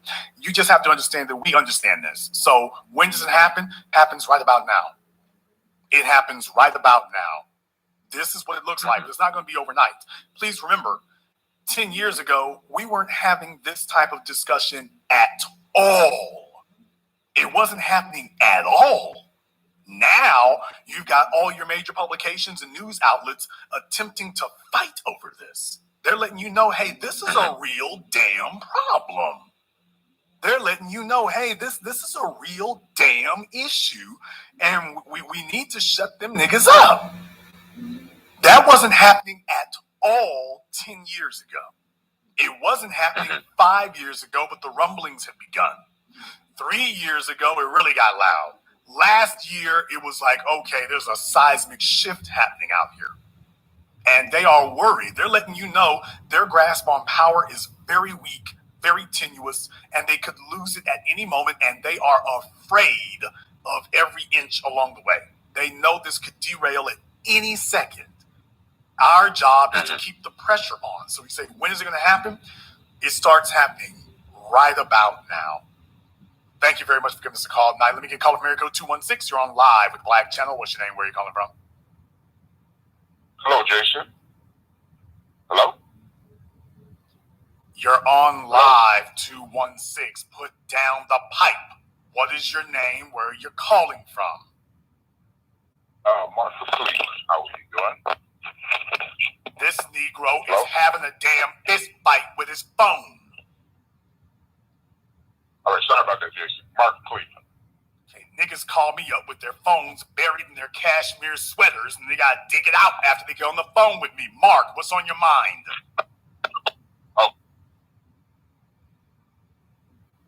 Okay, Mark hung up, and I think it's for the best. They call me up with the damn mink stove hanging over the damn shoulder. What the hell? Call of Miracle 609, you're on live with the Black Channel. What's your name? Where are you calling from? Hey, what's going on, Jason? My name is Isaiah. I'm calling out of Trenton, New Jersey. Okay, Isaiah out of Trenton, you said? That's true. All right, Isaiah, what's on your mind? All right, so I was looking at the headline, the article you have here posted on the screen. It said, why wokeness is the big threat. And I was watching this earlier, a couple of days ago, and I took a picture of what was on Fox News, wokeness. It said something about wokeness being an issue, and I was hoping you could answer my question about people who are like anti-vax. You know, you got Governor Cuomo who is pushing for the vaccine to be mandated, and a lot of places, restaurants, jobs. Okay, I got a lot of folks calling me up, mumbling and rambling, brother. I'm not really sure what's going on here. What's your question?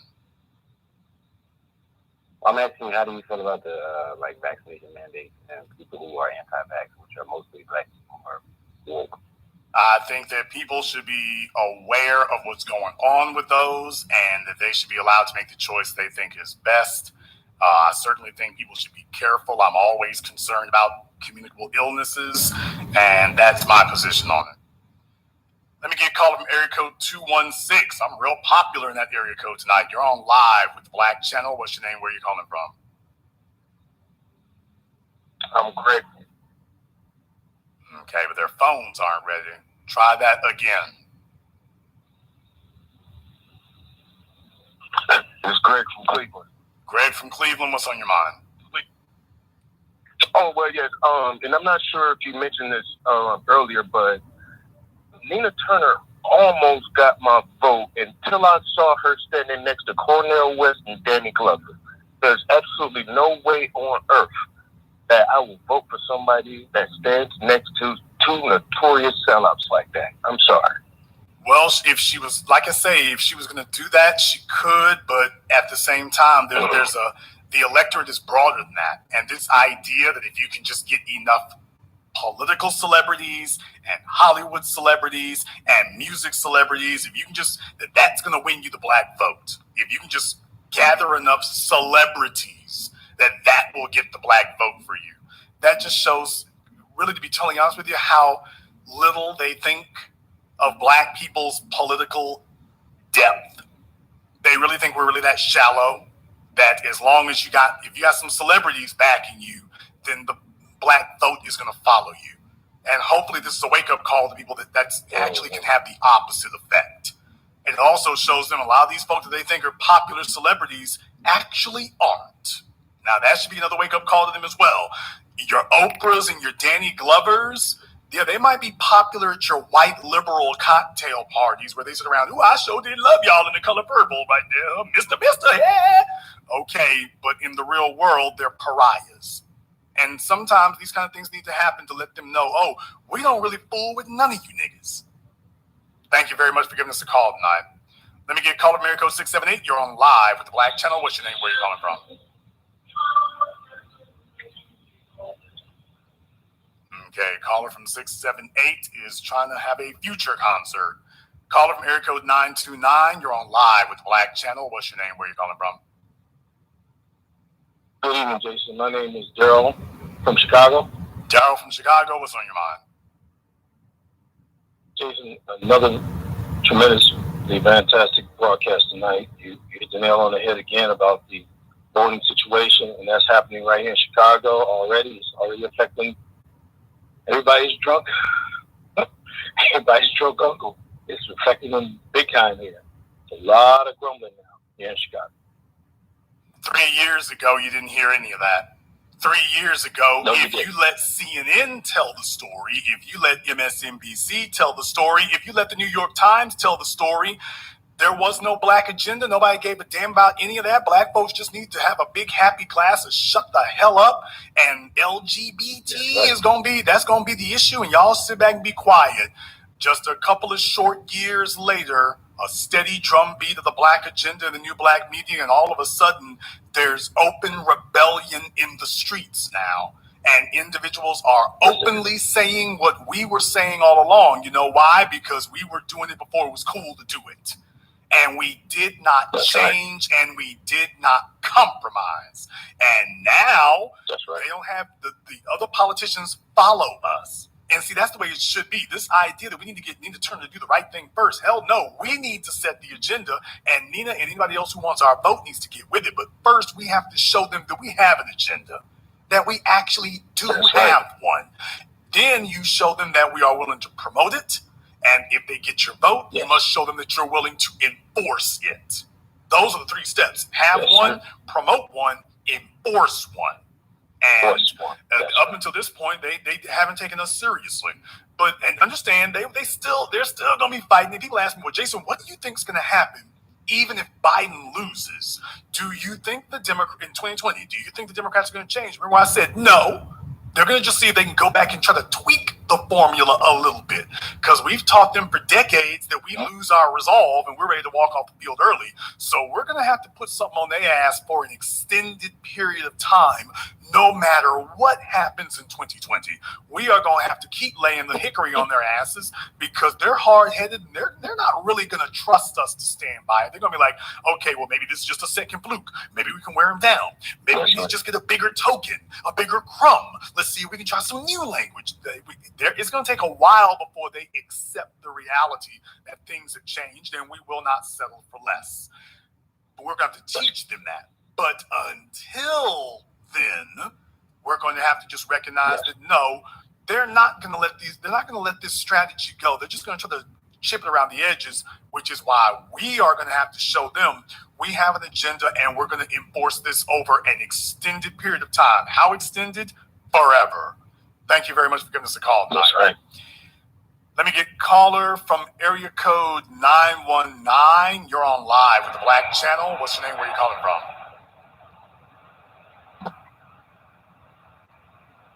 Caller from 919 must be traveling down the freeways. Caller from area code 216. You're on live with the Black Channel. What's your name? Where are you calling from? How you doing, Jason? This is Mr. Chris from Cleveland. How you doing? Chris from Cleveland. What's on your mind? I've spoke with Nina Turner personally a couple of times, and I'm talking about a while back, and I was always concerned about her winning this particular election. There was a video that was when she was working with Bernie Sanders a few years ago, and this brother had asked her D1 questions about for Bernie Sanders. He's against reparations and stuff like that. How do you come out on that? ... And she walked away from him. She walked away from the brother that had his camera out, his camera phone out, and asked a question. That was a bad sign from there. And so with everything that she had, was representing what she was talking about, you hit it right on the head, brother. You hit it right dead on the head. I'm not surprised that she lost because she did not reach out to the Cleveland streets. She talked the street, but she wasn't being about the street. Yeah, she was talking to the party elites, which is what they're bought and paid for Negroes do. They talk to the elites in the party. And so what she was trying to find was a white faction among the elites. And if I can get mobbed up with them, then the rest of black society will go along with them. And that shows how out of touch you are. She should have understood, baby, Bernie ain't got no stroke, baby. Bernie ain't got it. Whatever was happening, they're still having vestiges of 2016, not even 2020. Bernie Sanders did much better in 2016 than he did in 2020. And they're still holding on to some memory of Bernie Sanders that does not exist anymore. So this idea that if you can just get mobbed up with the elites and if you can just take under their wing and if enough black people see, I got the support of enough white people, they're basically trying to replay the Obama playbook. In their minds, Obama won because he convinced black people that white people would vote for him after the Iowa caucuses. He convinced that by getting support among white people, that was enough to convince black people that he could win, and that's what caused an avalanche of black support. And so you've had all these black politicians attempting to basically replicate that formula at a macrocosmic level, if not a microcosmic level, ever since. And what you're saying is, well, that's not going to work because I don't look to Bernie Sanders for my cues on what to vote for. As a matter of fact, if Bernie's in favor of it, I'm probably going to run the other direction. She doesn't know that. You know why? Because what happens when you get these Simone Sanders type people out there, when you get them, what tends to happen is they're in a bubble, brother. These individuals are in a bubble where they spend all their time around these white Democrats and white elites. And they tell themselves that they're the Negro whisperer in the room. And that being in that bubble, they think that when they leave the bubble, that all of a sudden that they're wearing a camouflage that the rest of us can't see through. Well, she looked like us, so we're going to trust her. And they really don't understand. We see you. We see you. We see that white man behind you. We see what's going on. You're not fooling us. And so they're having a hard time accepting that. And the results are predictable. So no, she really did believe that if she was, and I know she worked for Bernie already, she really did not understand that Bernie isn't nearly as popular with black people as he is with her as his friend. And she didn't understand that because she's out of touch with the rest of us. And the idea that you can continue to win elections and then be out of touch with the people you're wanting to vote for you, this is just a clear. Understand what really happened here. What really happened here was not the Congressional Black Caucus flexing. What really happened here is she raised twice as much money as her opponent. So what it really showed you is that you can't buy credibility. You can't buy it. Sure can. You can't buy it. You can't and you can't BS the black street, especially in Cleveland. You better not try that. And here's the thing. Can I just say this about the whole, about Obama being a president? We all got fooled when Obama ran. That's a one-hitter quitter. That will not be emulated again. And the fact that people like Nina Turner that are trying to use that Obama playbook, that was a one-hitter quitter. Okay, what do you, let me find out here exactly what do you mean by that? That won't be. It won't happen again. The whole, the Obama Trojan horse come in and try to be the Negro whisperer. There you go. Like he did. Now that's news. Now you have to understand what you just said. That's news to Nina Turner. Nina Turner. That if you said it to her, that would be the first time she ever heard it. What you just said would be news to her. That would not be something that she would be assuming. She would just assume black folk are just waiting for the second coming of Barack Obama. A good speaker with no tangible benefits and not making it very clear. And that if you can just get enough white support. So no, what you just said, it's common sense to you and the soil, but to the political elites and their black front people, they don't know that. They think that we're just sitting around waiting for a remixed formula of Obama. And if you can just remix it correctly, it'll work. And even Obama can't get himself to work now. He's in hiding. Nobody's talking. Remember, his wife got a show on Spotify and nobody's talking about it. Just like I told you all. Is anybody tuned into this crap? No. They're talking about Joe Rogan and then Call Me Daddy. Not talking about the damn former I didn't even have no idea that Michelle Obama had a show. I had no. You're not missing anything. You just said it. You're not missing anything. So just understand, these people are criminally out of touch with the rest of us. They're out of touch, and deliberately so. They're trying to figure out a way. Basically, the way politics is played for these people now is imply that you're going to do something. Try to find some trick word or some trick language so that you can imply you're going to do something and then just hope that they assume you mean much more than you do. And that's not what we're looking for. We want to have a clear, full-throated, fully articulate recitation. We want you to repeat after me. Cut the check. Stop the race soldiers. End white supremacy. Repeat after me, Nina. Instead, you're going to Bernie Sanders. Universal health care. Nina, that doesn't sound like cut the check. Yeah, universal health care. Yeah. Universal basic income. Yeah. Nina, that's that. I said cut the check. I didn't say universal health care. Are you listening to me? It's $15 minimum wage. Nina, you're not listening. You're not listening. So, and understand this, and at a certain point, I'm not going to argue with you anymore. At a certain point, it's like, okay, you heard what I told you, and you've decided, well, let me just see if I can throw a little trick word. So just understand, brother, sometimes you have to make examples of people. And if we make examples of enough of them, and understand, CNN and the rest of them, they're all listening to this program right now. All of your major corporations listen to this program. All of them are tuned into it. All of them pay attention to it. They have to.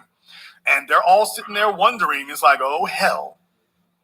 And they're wondering, okay, have we actually determined what really happened? Yeah, we know what really happened. And I'm just in this out, just understand, you can sit up here and act like we don't exist all you want to. You can act like we don't exist all you want to. The only person you're going to hurt is you. Bernie Sanders does not have any influence among the voters you're looking for. Thank you very much for giving us a call tonight. It was news to her. Just understand, it was news to her. She didn't know. She had no idea. She had no clue. She did not know. Not at all. Call of Mary Code 972. You're on live with the Black Channel. What's your name? Where are you calling from? Hey, Jason, how you doing, man? Today, calling Dallas. Okay, Negroes' phones are so muddled tonight. I don't know if you're on speaker or if you're laying on your phone, but it's real muddled. Try it again. I'll call back, man. Okay, I don't know why they are sounding all muddled tonight. Fellas, ladies, I don't know what y'all are doing. They're doing plumbing work under the sink. And Call of Miracle 301, you're on live with the Black Channel. What's your name? Where are you calling from? Hi, this is Nicole from PG. Nicole, what's on your mind? I just wanted to ask you, are your ears burning? Because you are living rent-free and dominating, the Democratic Party minds right now. They don't know what to do. The Negro Whisperer era is over. It's very plain to see. You're getting it, and that's what it's going to be. Like it's not going to be any changes, no moving. You're not going to be able to trace your hand-picked black person out in front of us, and we're supposed to just, jump in line like iRobot or something. That's over. It's not the civil rights era anymore. The appeal and the pitch that you gave to the civil rights generation doesn't work with us. That's the problem. That pitch that they sold to them, you can't come to us selling integration. That's not what we're looking for. You can't come to us selling acceptance. Truth be told, you can't come to us selling jobs anymore. Now, that's the one that really scares them. Let's be very, very clear. That one really scares them. For those of you who do not remember, in the 1960s, if you remember, there were a couple of things that really kicked off after the 1960s. Number one, a spree of government jobs called affirmative action or whatever, but they started giving a whole bunch of black folk a whole bunch of jobs. Next thing you know, there's this big government job hiring spree. We're going to put black folk to work, blah, blah, blah, blah. Black folk are getting jobs all over the place. Jobs, jobs, jobs. Trash man, garbage man, jobs everywhere. Secretary, job. Health and Human Services. This is why you have so many black people, and particularly black women, going off into social work, because they made that a very well-known thing that they're looking for black women to be the social workers, to go and help black folk with the social problems that the dominant society foisted onto you. So that was what they did. And then the other thing that they did was a big criminal justice spree after that. So those are the two things they put into place. So just understand, to get black folk out of the streets, that was the strategy. Well, what can we do that will get them out of the streets? Because they're rioting and burning things down because they're being oppressed. So what can we do to get them out of the streets? And they threw a few bones out there. So we can give them integration. Tell them that they're free to come shop at any store they want to shop at. Go to any school they want to go to. And then we're going to get some of them some jobs. So we can relieve some of that pressure of employment. We're going to try to release that pressure valve a little bit and get some of that pressure off of them for employment. Well, as you all see, they left that strategy in place for about 30 years. And the next thing you know, about 20 years. And then they immediately started downsizing. After Reagan, all of a sudden, it's about government downsizing and cutting the size of government and getting rid of government jobs. And who's got most of your government jobs at all levels, city, state, and federal? Anybody who's worked for a municipality, a state government, or the federal government knows, with notable exceptions, it depends for some of the real stuff. They got the white folk the black people occupy the mass positions. We occupy the mass positions. Management, the supervisors, the special agents, those are the white folk. But we're the ones who have those mass expendable jobs. So when they start talking about what's expendable, that's you. Your teachers' union has white folk running it, but most of your teachers are going to be black women in these areas. As evidenced in Atlanta when they rounded up all those teachers who were making up the false grades. The overwhelming majority of them were what? Black females. State agency now. State agency, but the majority of everybody was, we got all black females rounded up going to jail. What do you know? So just understand, this is the way it's been in place. So that was what they did before. Those are the crumbs they flicked off the table. Well, don't you niggas want some interracial sexual access and some interracial economic access? And here's a couple of jobs you can go get here and some summer jobs for your kids, just in case. Of course, it'll never be enough. And we'll build a black basketball court because, you niggas love b-ball, as we understand it. Gives you a place to go use your Jordans. And now we ain't talking like that anymore. We're not sounding that way anymore. We're not talking about jobs anymore. We're talking about something different now. We are talking about empowerment now. We are talking about control of resources now. Damn a job. We want control of the resources and we'll make our own. Totally different conversation. Because you talk about this infrastructure bill. Don't tell me about no jobs for infrastructure bills when Biden is literally flying in plane loads of illegals and dropping them all over Texas, Louisiana, Arkansas, the states where black folk have a high population density. They're grabbing illegals from all over Mexico now and dropping them off by the hundreds in those states. All over the place. It used to be they were sneaking up to California. Now it's been on the news and everything. They got planes dropping them off in Texas. What's going on down there in McAllen, Texas? Dropping them off in Texas, Louisiana, Arkansas. They got bus after bus picking them up at the border and taking them deep into the country and saying, okay, there you go. So when we do start building this infrastructure here, we already got our workforce in place for that. It ain't gonna be none of you Negroes now.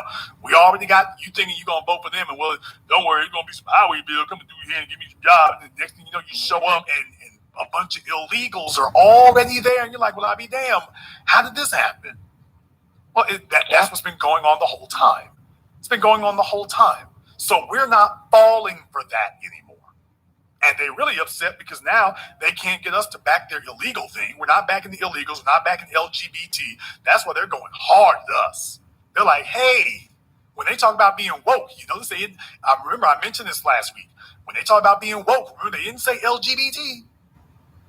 Or 2 weeks ago. When they talked about being woke, this LGBT didn't come up. That wasn't what they meant when they said woke. When they talked about woke, it wasn't about LGBT, and understand that just because you have a penis don't mean you're not a woman. They didn't say that was woke. Oh, that one's okay. So get your little Nas X on. That's all right. No, it's only woke if you're fighting white supremacy. That's the only definition of woke now. You're woke if you're against white supremacy. You're the radical left if you're against white supremacy. And this is your so-called damn leftists saying that about you now. That you are now a radical leftist if you are fighting white supremacy. If you speak against white supremacy, you're now a radical leftist. You're the radicals. So yeah, we're not playing the same game. You're not going to be able to come here and flick off a couple of affirmative action jobs off the table and think that we're going to go for that now. We want the real thing. We want actual power. We don't want to play any games about it. That's what we're doing now. The game has changed. So we can't even have the same discussion anymore. They can't even start the same discussion with us anymore because we're sitting down at the table saying, okay, now about these tangibles. And then they're like, well, there's a child tax credit we can get here. Okay, well, that's cool and everything, but when you talk to Asians, you don't talk about child tax credits. Oh, well, no. I want to have the conversation you had with the Asians. That's the one I want to have. Because you see, when you talk to the Asians, you don't talk about a child tax credit and you don't talk about immunization shots. And that's not the conversation that you were having with them. You had a totally different conversation with them. I want that one. And understand, we've let them know that. And if Nina Turner and the rest of them were not saying, the conversation we were having with the Asians, that's the one that we need to be having with black people times 50. Not times 2 or 10, times 50. They know what it is we want. What they're trying to figure out is, can we do something different? The civil rights generation taught them we can have a different conversation. We are here to correct their misinformation. We're not going to have the same conversation again. Thank you very much for giving us a call tonight. Please do give us a call again. Game change, period. That's the way it is. Not doing anything differently. There are lessons to be learned from this. And folks, I told you, going from here on in, your so-called left-wing media is going to be sounding like Fox News now. Going from here on in. They used to be called the left. They are now telling you that we, black people fighting white supremacy, we're the radical left now. We are the radical leftists. We are the woke. We're not pragmatic. We're ideologues. You know, the language that they were using about Rush Limbaugh and Fox News and all the right-wingers and stuff all this time, now they're using it about us. We're the ideologues. Next up, they're going to be saying we're the extremists, which, by the way, we already know and realize they've been using it, partially and incrementally. Expect them to start using that as a regular term going forward. That if you don't accept their LGBT agenda to deflect away from what black people need, if you insist on fighting white supremacy, you're the extremist. Not the white supremacists. The white supremacists are not the extremists. You are the extremist because you're fighting it. Let's be very clear. That's where they're going to be at there. Understand, I'm telling you right now, you all can mark this program. They're going to start referring to us as the extremists for fighting white supremacy. They're going to tell you that Joe Biden is the moderate for carrying and enforcing white supremacy, and you are the extremist for fighting it. George Orwell is in his grave somewhere nodding his head. Newspeak to an incredible level. The Soviet Union would have blushed at the idea of trying to do something like this. But just mark my words. But extremism in the defense of black empowerment is no vice. And butt dancing to appease white supremacy is no virtue. It is what it is. If you are new here to the Black Channel, welcome to the Haven of Intelligent Black Thought. We do this every weekend. Over 126,000 subscribers and rising. I want to give you all just a little bit of a background on that. last year, 1 year ago, it was actually a little over 12 months ago, actually now, because it's like a year and a couple of weeks. We hit 100,000 subscribers a year ago. And since that time, we've only really added about 25,000 more. So just understand, they are working hard and heavy to suppress us. They are fighting very hard to stop us. They are trying to suppress us at every level. And you know why? Because we're effective. They took a look at what's happening to their operatives, and we are effective. And I want to thank each and every one of you for making that possible. I did not do this myself. I didn't do this on my own. I am simply the messenger and the loudspeaker for all of you. You are the message. I am just the messenger.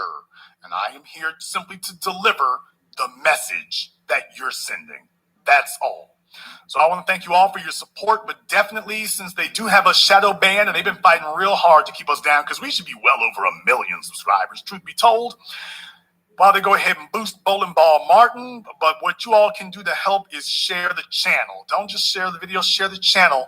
If you like the videos and stuff, share those as well, but definitely make sure that that is available to people. They can't block us from being able to do that. They're not going to support us. They're not going to promote us. That's okay. But we'll go ahead and support and promote ourselves. And make sure that you check your subscription status. YouTube is constantly going back and involuntarily unsubscribing people. And they're doing it as a strategy to knock the numbers down. It's not even about whether or not you watch the channel anymore. They're just going through and unsubscribing people and then hoping you will stay unsubscribed, because that's part of their effort to try to knock down the numbers. So make sure you check to make sure you are subscribed. And you definitely want to be, so that way you can be up to date on when we're broadcasting and when we're on.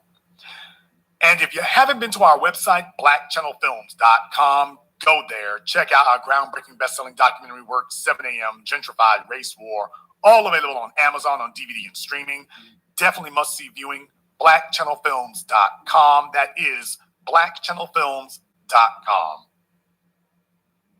And this concludes tonight's broadcast of the Black Channel. I am your host, your brother, your humble servant, the Black Authority. And until next time, my brothers and my sisters from around the world, remember, Black is the future, and the future is uncompromising.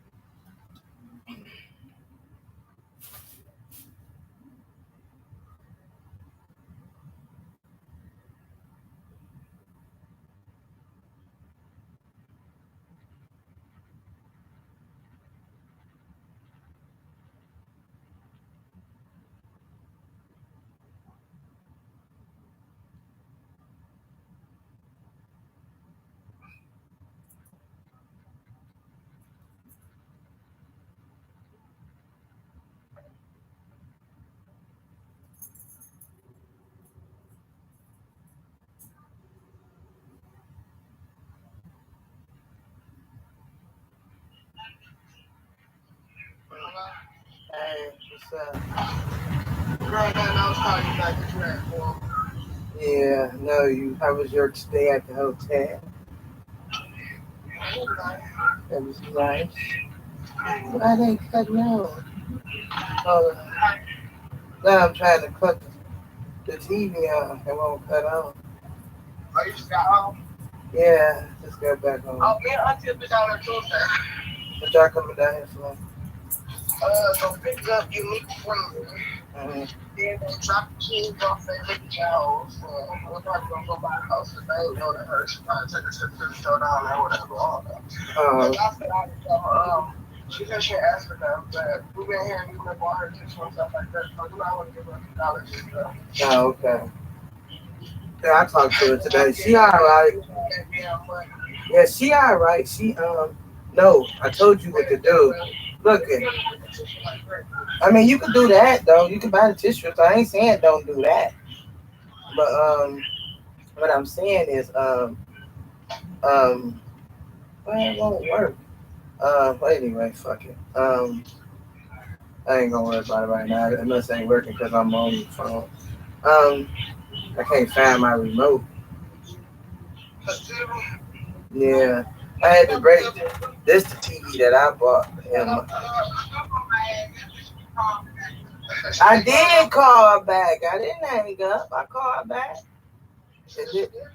Then nobody answered. Man, my booty call be with me every day, all day. Every minute of the day.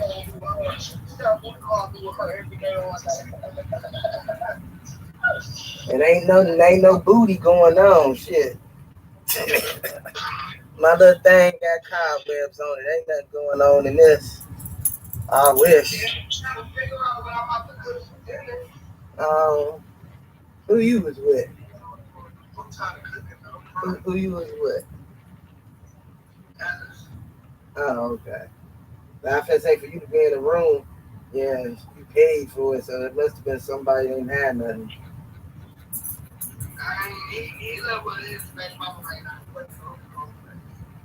You cheating? He got 2 jobs. I told you he got to go work. Oh, okay, that's good. That's good. Yeah. You know what I was thinking though? What? That you need to come back up here to go to school. Because I don't want to go into Detroit schools. Start meeting people all over again. They funky. No, she can come back up here and go to school. What do you think about it? But no. It don't work out in the first 1 or 2 that I bring her back. Shit. She don't want to be down. She don't want to be down, man. She don't want to be down. That's why I'm coming down there again. She don't want to see the game. That's why I'm coming. Are you saying that's her only problem? I mean, if you ask me, because she keep calling her and shit, like, I'm the one to my brain. Well, you know it's a big step, because all she know is out here, though, you know. You said what? It's, huh? What you mean? The brake line, no brakes at all. It's leaking. So they must have just did that. Wow. Somebody cut the line on the Cadillac. The brake line. We had it out on the street.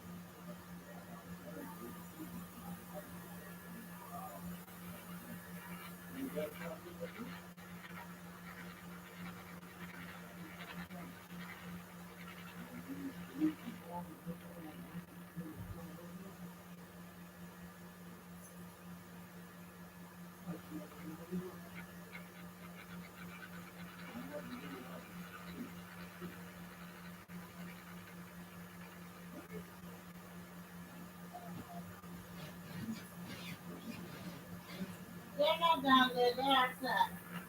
Come here, Lily. They're not down there. She's not down there. Oh, man.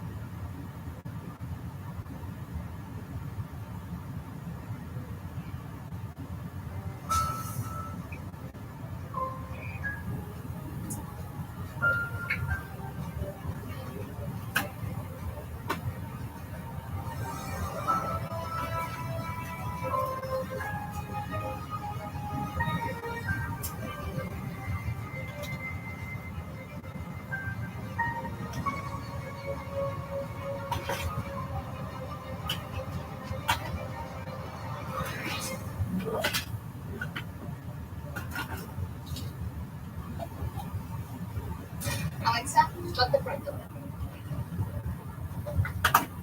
Front door locked. You're over the age of 35, stop everything you're doing right now. After a lifetime of eating fatty foods, you may run the risks of a stroke or heart attack due to plaque buildup in your veins and arteries. To learn how you can reduce your risks, visit youthfountainlab.com or call 1-800-853-7856 today. This may be a life-changing call for you or someone you love. Thank you, and we hope to hear from you.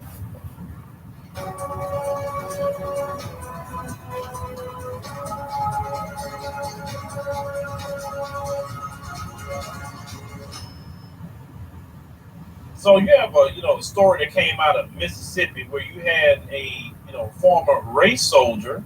He was in a relationship with a black woman, and he was married. So she was his dirty little secret that he had on the side. Well, this one time, race soldier ended up killing this black woman that he was in a relationship with. So he accepted a plea deal on Friday for the 2019 death of the sister by the name of Dominique Clayton, for killing her back then. Now, he was 40 years old and she was 32. He was originally charged with capital murder at the time. And his lawyer said that he was remorseful, and this was a situation where he nearly got to the point where he broke. Now it says the former race soldier and the woman's last name is Clayton. That's Dominique Clayton. Or in a relationship at the time of the death. It said that he was accused of shooting her to death as she slept in her home May the 19th. 2019. Now he ended up pleading guilty, and he's going to they're taking death penalty off of the table and want to sentence him to prison with life without parole. Now she was discovered by one of her 4 children on May 19th in her home on Suncrest Drive in Lafayette County. Coroner Rocky Kennedy later confirmed that she succumbed to a gunshot wound to the head. It's after officers discovered then Officer King was in a relationship with Clayton. That's in the Mississippi Bureau of Investigation. Was called to investigate the case. It said shortly after the race soldier was arrested and he was fired. Now they said, according to the race soldier, they said Clayton had threatened to tell his wife. So she knew that this guy was married. She knew. Okay, it wasn't a secret about the affair. I said, according to Clayton's family, she was trying to end a relationship before King killed her. I said, Clayton also told family members before her death that she feared King might harm her because she told him she thought she might be pregnant. Okay, so her family filed a $5 million wrongful death suit against the city of Oxford and the Oxford Police Department. But this is the thing, you should not be getting involved with no married man, period. The man is married. Why get involved? Period. It just no matter the situation. Don't do that. There's enough single men out here to date. A lot of single men. Why do you want to get involved with some drama? If he got issues at his house, if his wife is so bad or whatever the case may be, then let him take care of his situation with his wife and get clear of that. And then if he's still around and you still single later, then get involved with that. But the thing is, it's not right when you knew good and well that man was married. Now let's get to the other part of it. You in Mississippi, okay? And some of this mess with this zaddy action going on, and you notice the zaddy girls, they didn't say nothing about the story too much. Every time something happened, when they on here champion, black men is this and black men are that, they don't talk about how these zaddies be killing these sisters out here. They don't talk about that. Or how they be harming their sisters. This so-called zaddy here shot this sister in the head while she was sleeping. Say what you want to say about brothers, but that's not the average action of brothers. Yeah, you may get into some sort of altercation with a brother, cussing, fussing, whatever. But brothers not trying to just cold blood do that to you. That's just not the norm. The zaddies, if you would actually research the Mzungu crime, this is kind of, the things that go on in their relationships. That's why I tell people, don't ever think that you're getting involved with something that's, better on the other side. You don't know what you're getting involved with some people. Something new to you, I guess, or whatever, but never get involved with no married woman, a married man. Let them deal with the issues. You don't need all that. So now this woman is gone. She's gone. Her kids don't have a mother anymore. And yeah, he gonna go to jail. But this is the thing about that. When he was in jail, let me show you how they don't think the life of a black woman don't matter at all. So they said he was transferred from the Panola County Jail to the Union County Jail after an image surfaced showing him eating a meal at the guard desk unsupervised and unrestrained. So he was living good in jail. They were taking care of him because he didn't do nothing wrong in their eyes. He just, silenced somebody that was going to say something about what he had going on. But, leave me a comment. Let me know what you think about this. Before, listen, I know we have our issues and problems as a people, but you know what? Our issues and problems, at least we know what they are. We know. When you start doing all this zaddy and all that, trust me, you don't know what you're getting into. And then when these things happen, you want to be quiet as a mouse. Don't want to acknowledge it. Don't want to, say, hey, wait a minute. I really don't need to be making content to deceive younger women that could have had some hurt in a relationship, thinking that that's going to be the solution to that problem. Maybe some therapy is definitely going to be the solution to the problem, but that's not going to be the solution to the problem because you lead these young women to the slaughter a lot of times. Those of you who have, platforms and thinking that's the thing they should do just so you can get some coin. Shame on you for doing that without telling the truth. And you won't even tell the truth of these stories at all. You won't do it because, it's going to affect the coin. They got people, ladies and gentlemen, that will, lead you to the slaughter just so they can get some assets.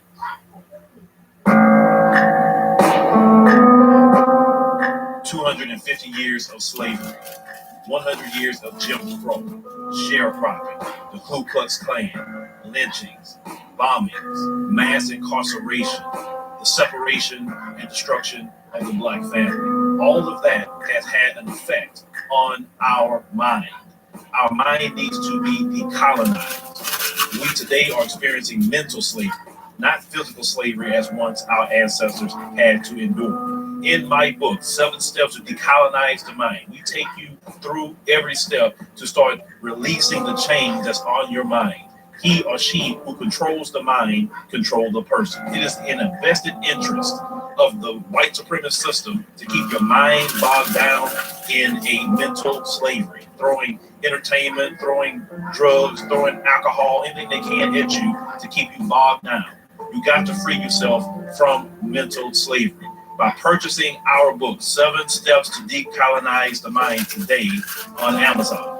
Make sure you share it with your family, share it with your friends. Everyone can benefit from decolonizing the mind, because once your mind is decolonized, you will never be put to sleep again.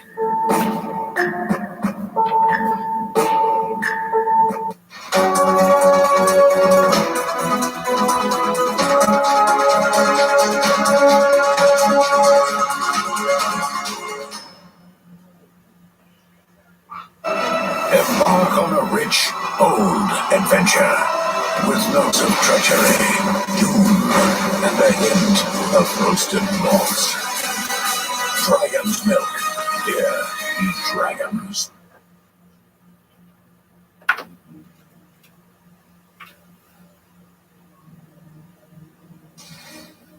And those two were in contact, and I have since been removed from that. I cannot get into the nature of her specific allegations at this time. Obviously, we're in the very infant stages of this investigation. We have a lot of fact-finding to do. We have interviews to conduct, and it would be totally premature for me to comment on any of that. I cannot release any documents at this time, as per agreement with our district attorney, David Soares.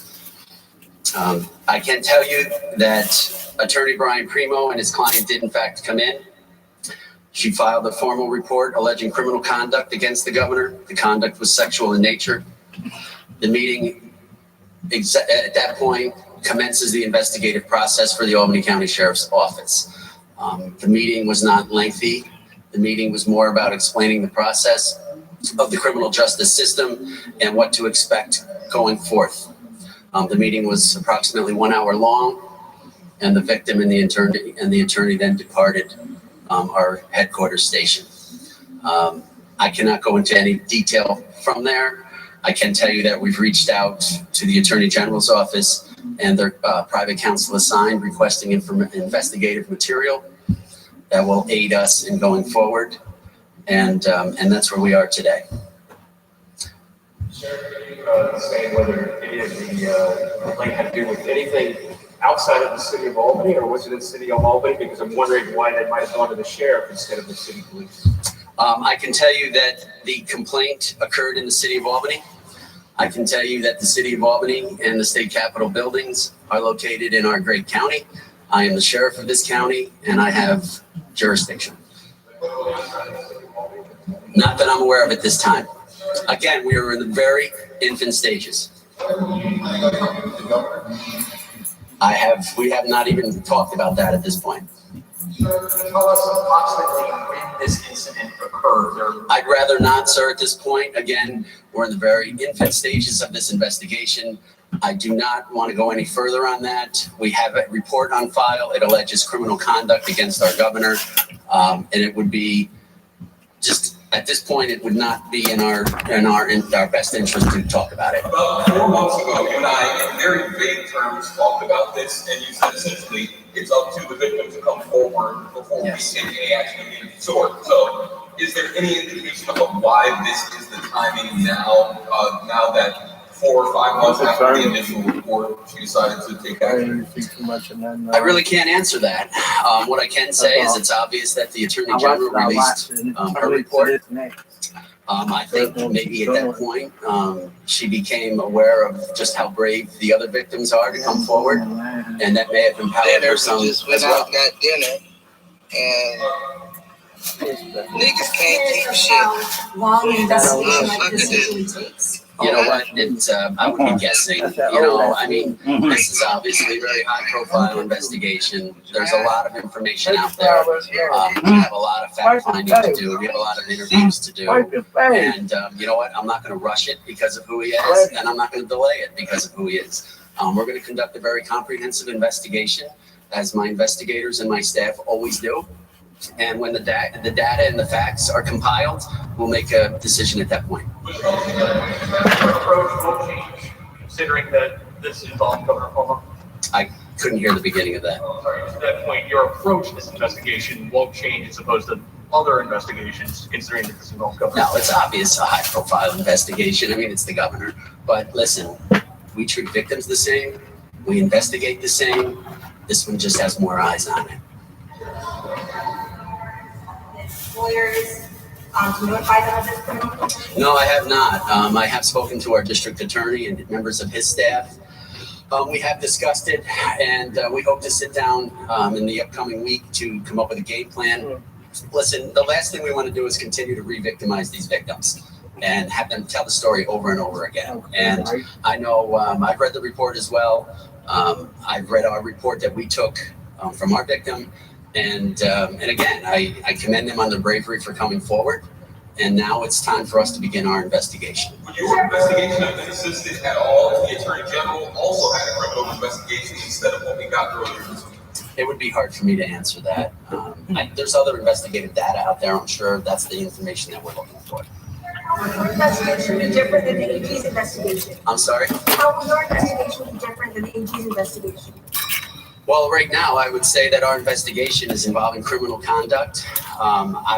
I believe that the Attorney General was given their investigative powers were steered more towards civil investigation.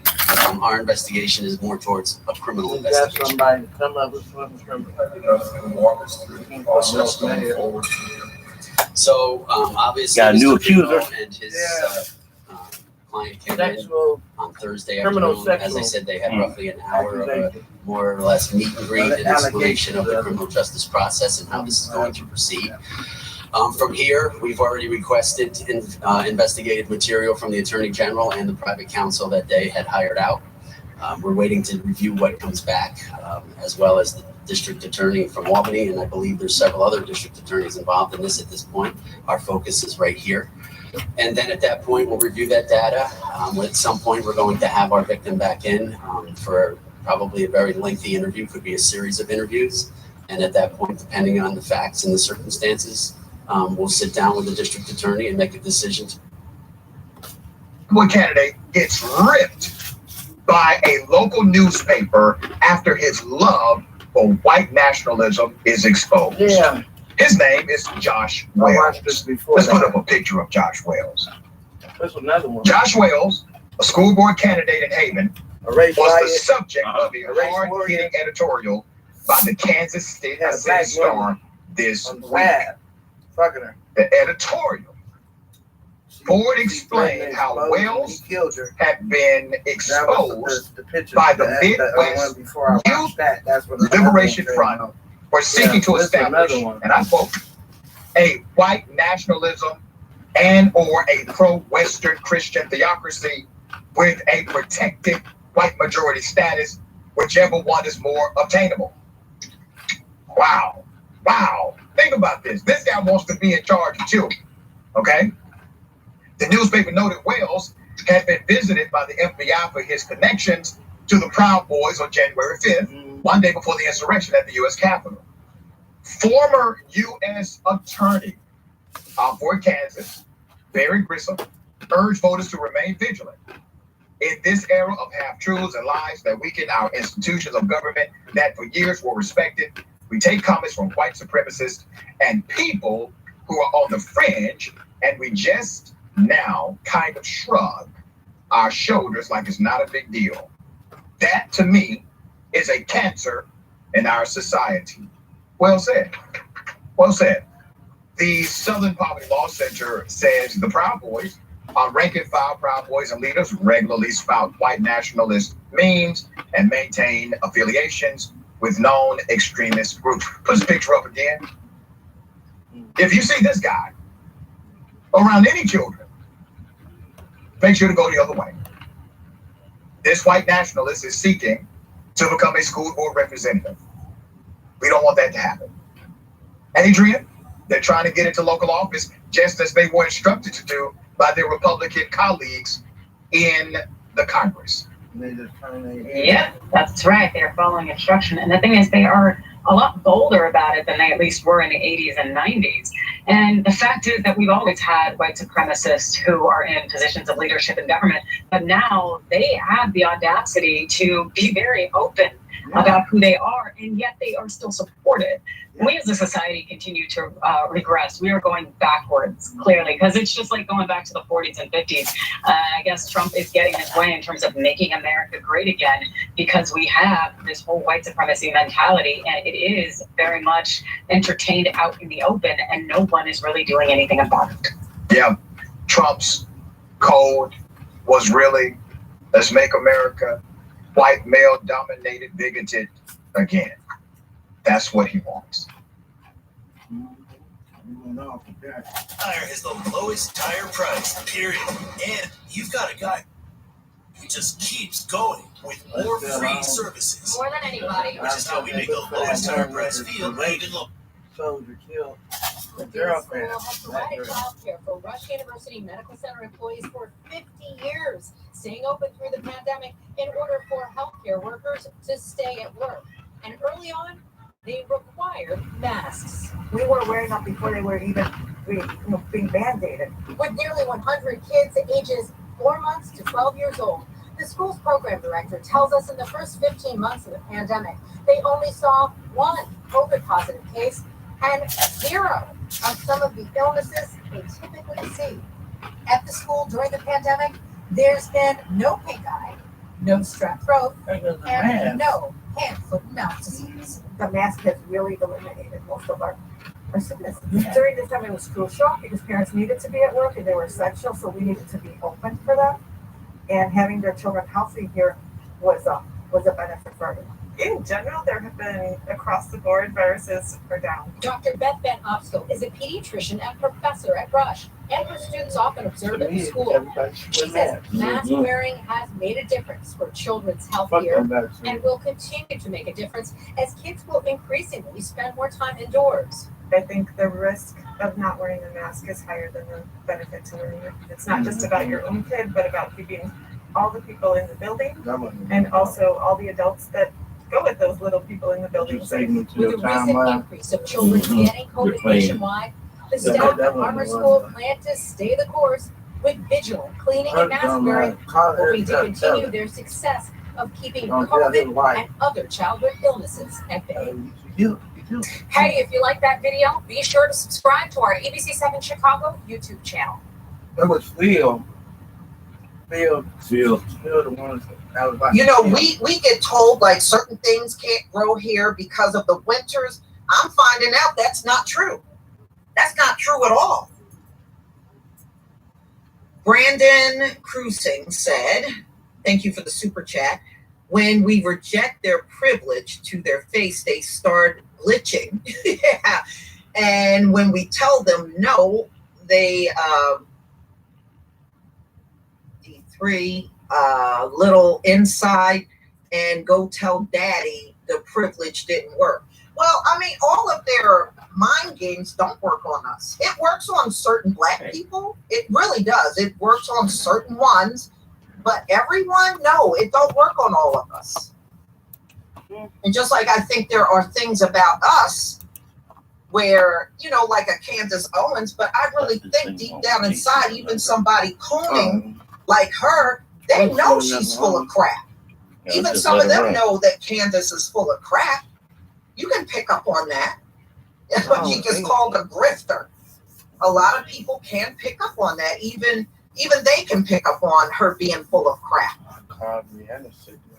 Went down here long enough to really say that. Mm-hmm.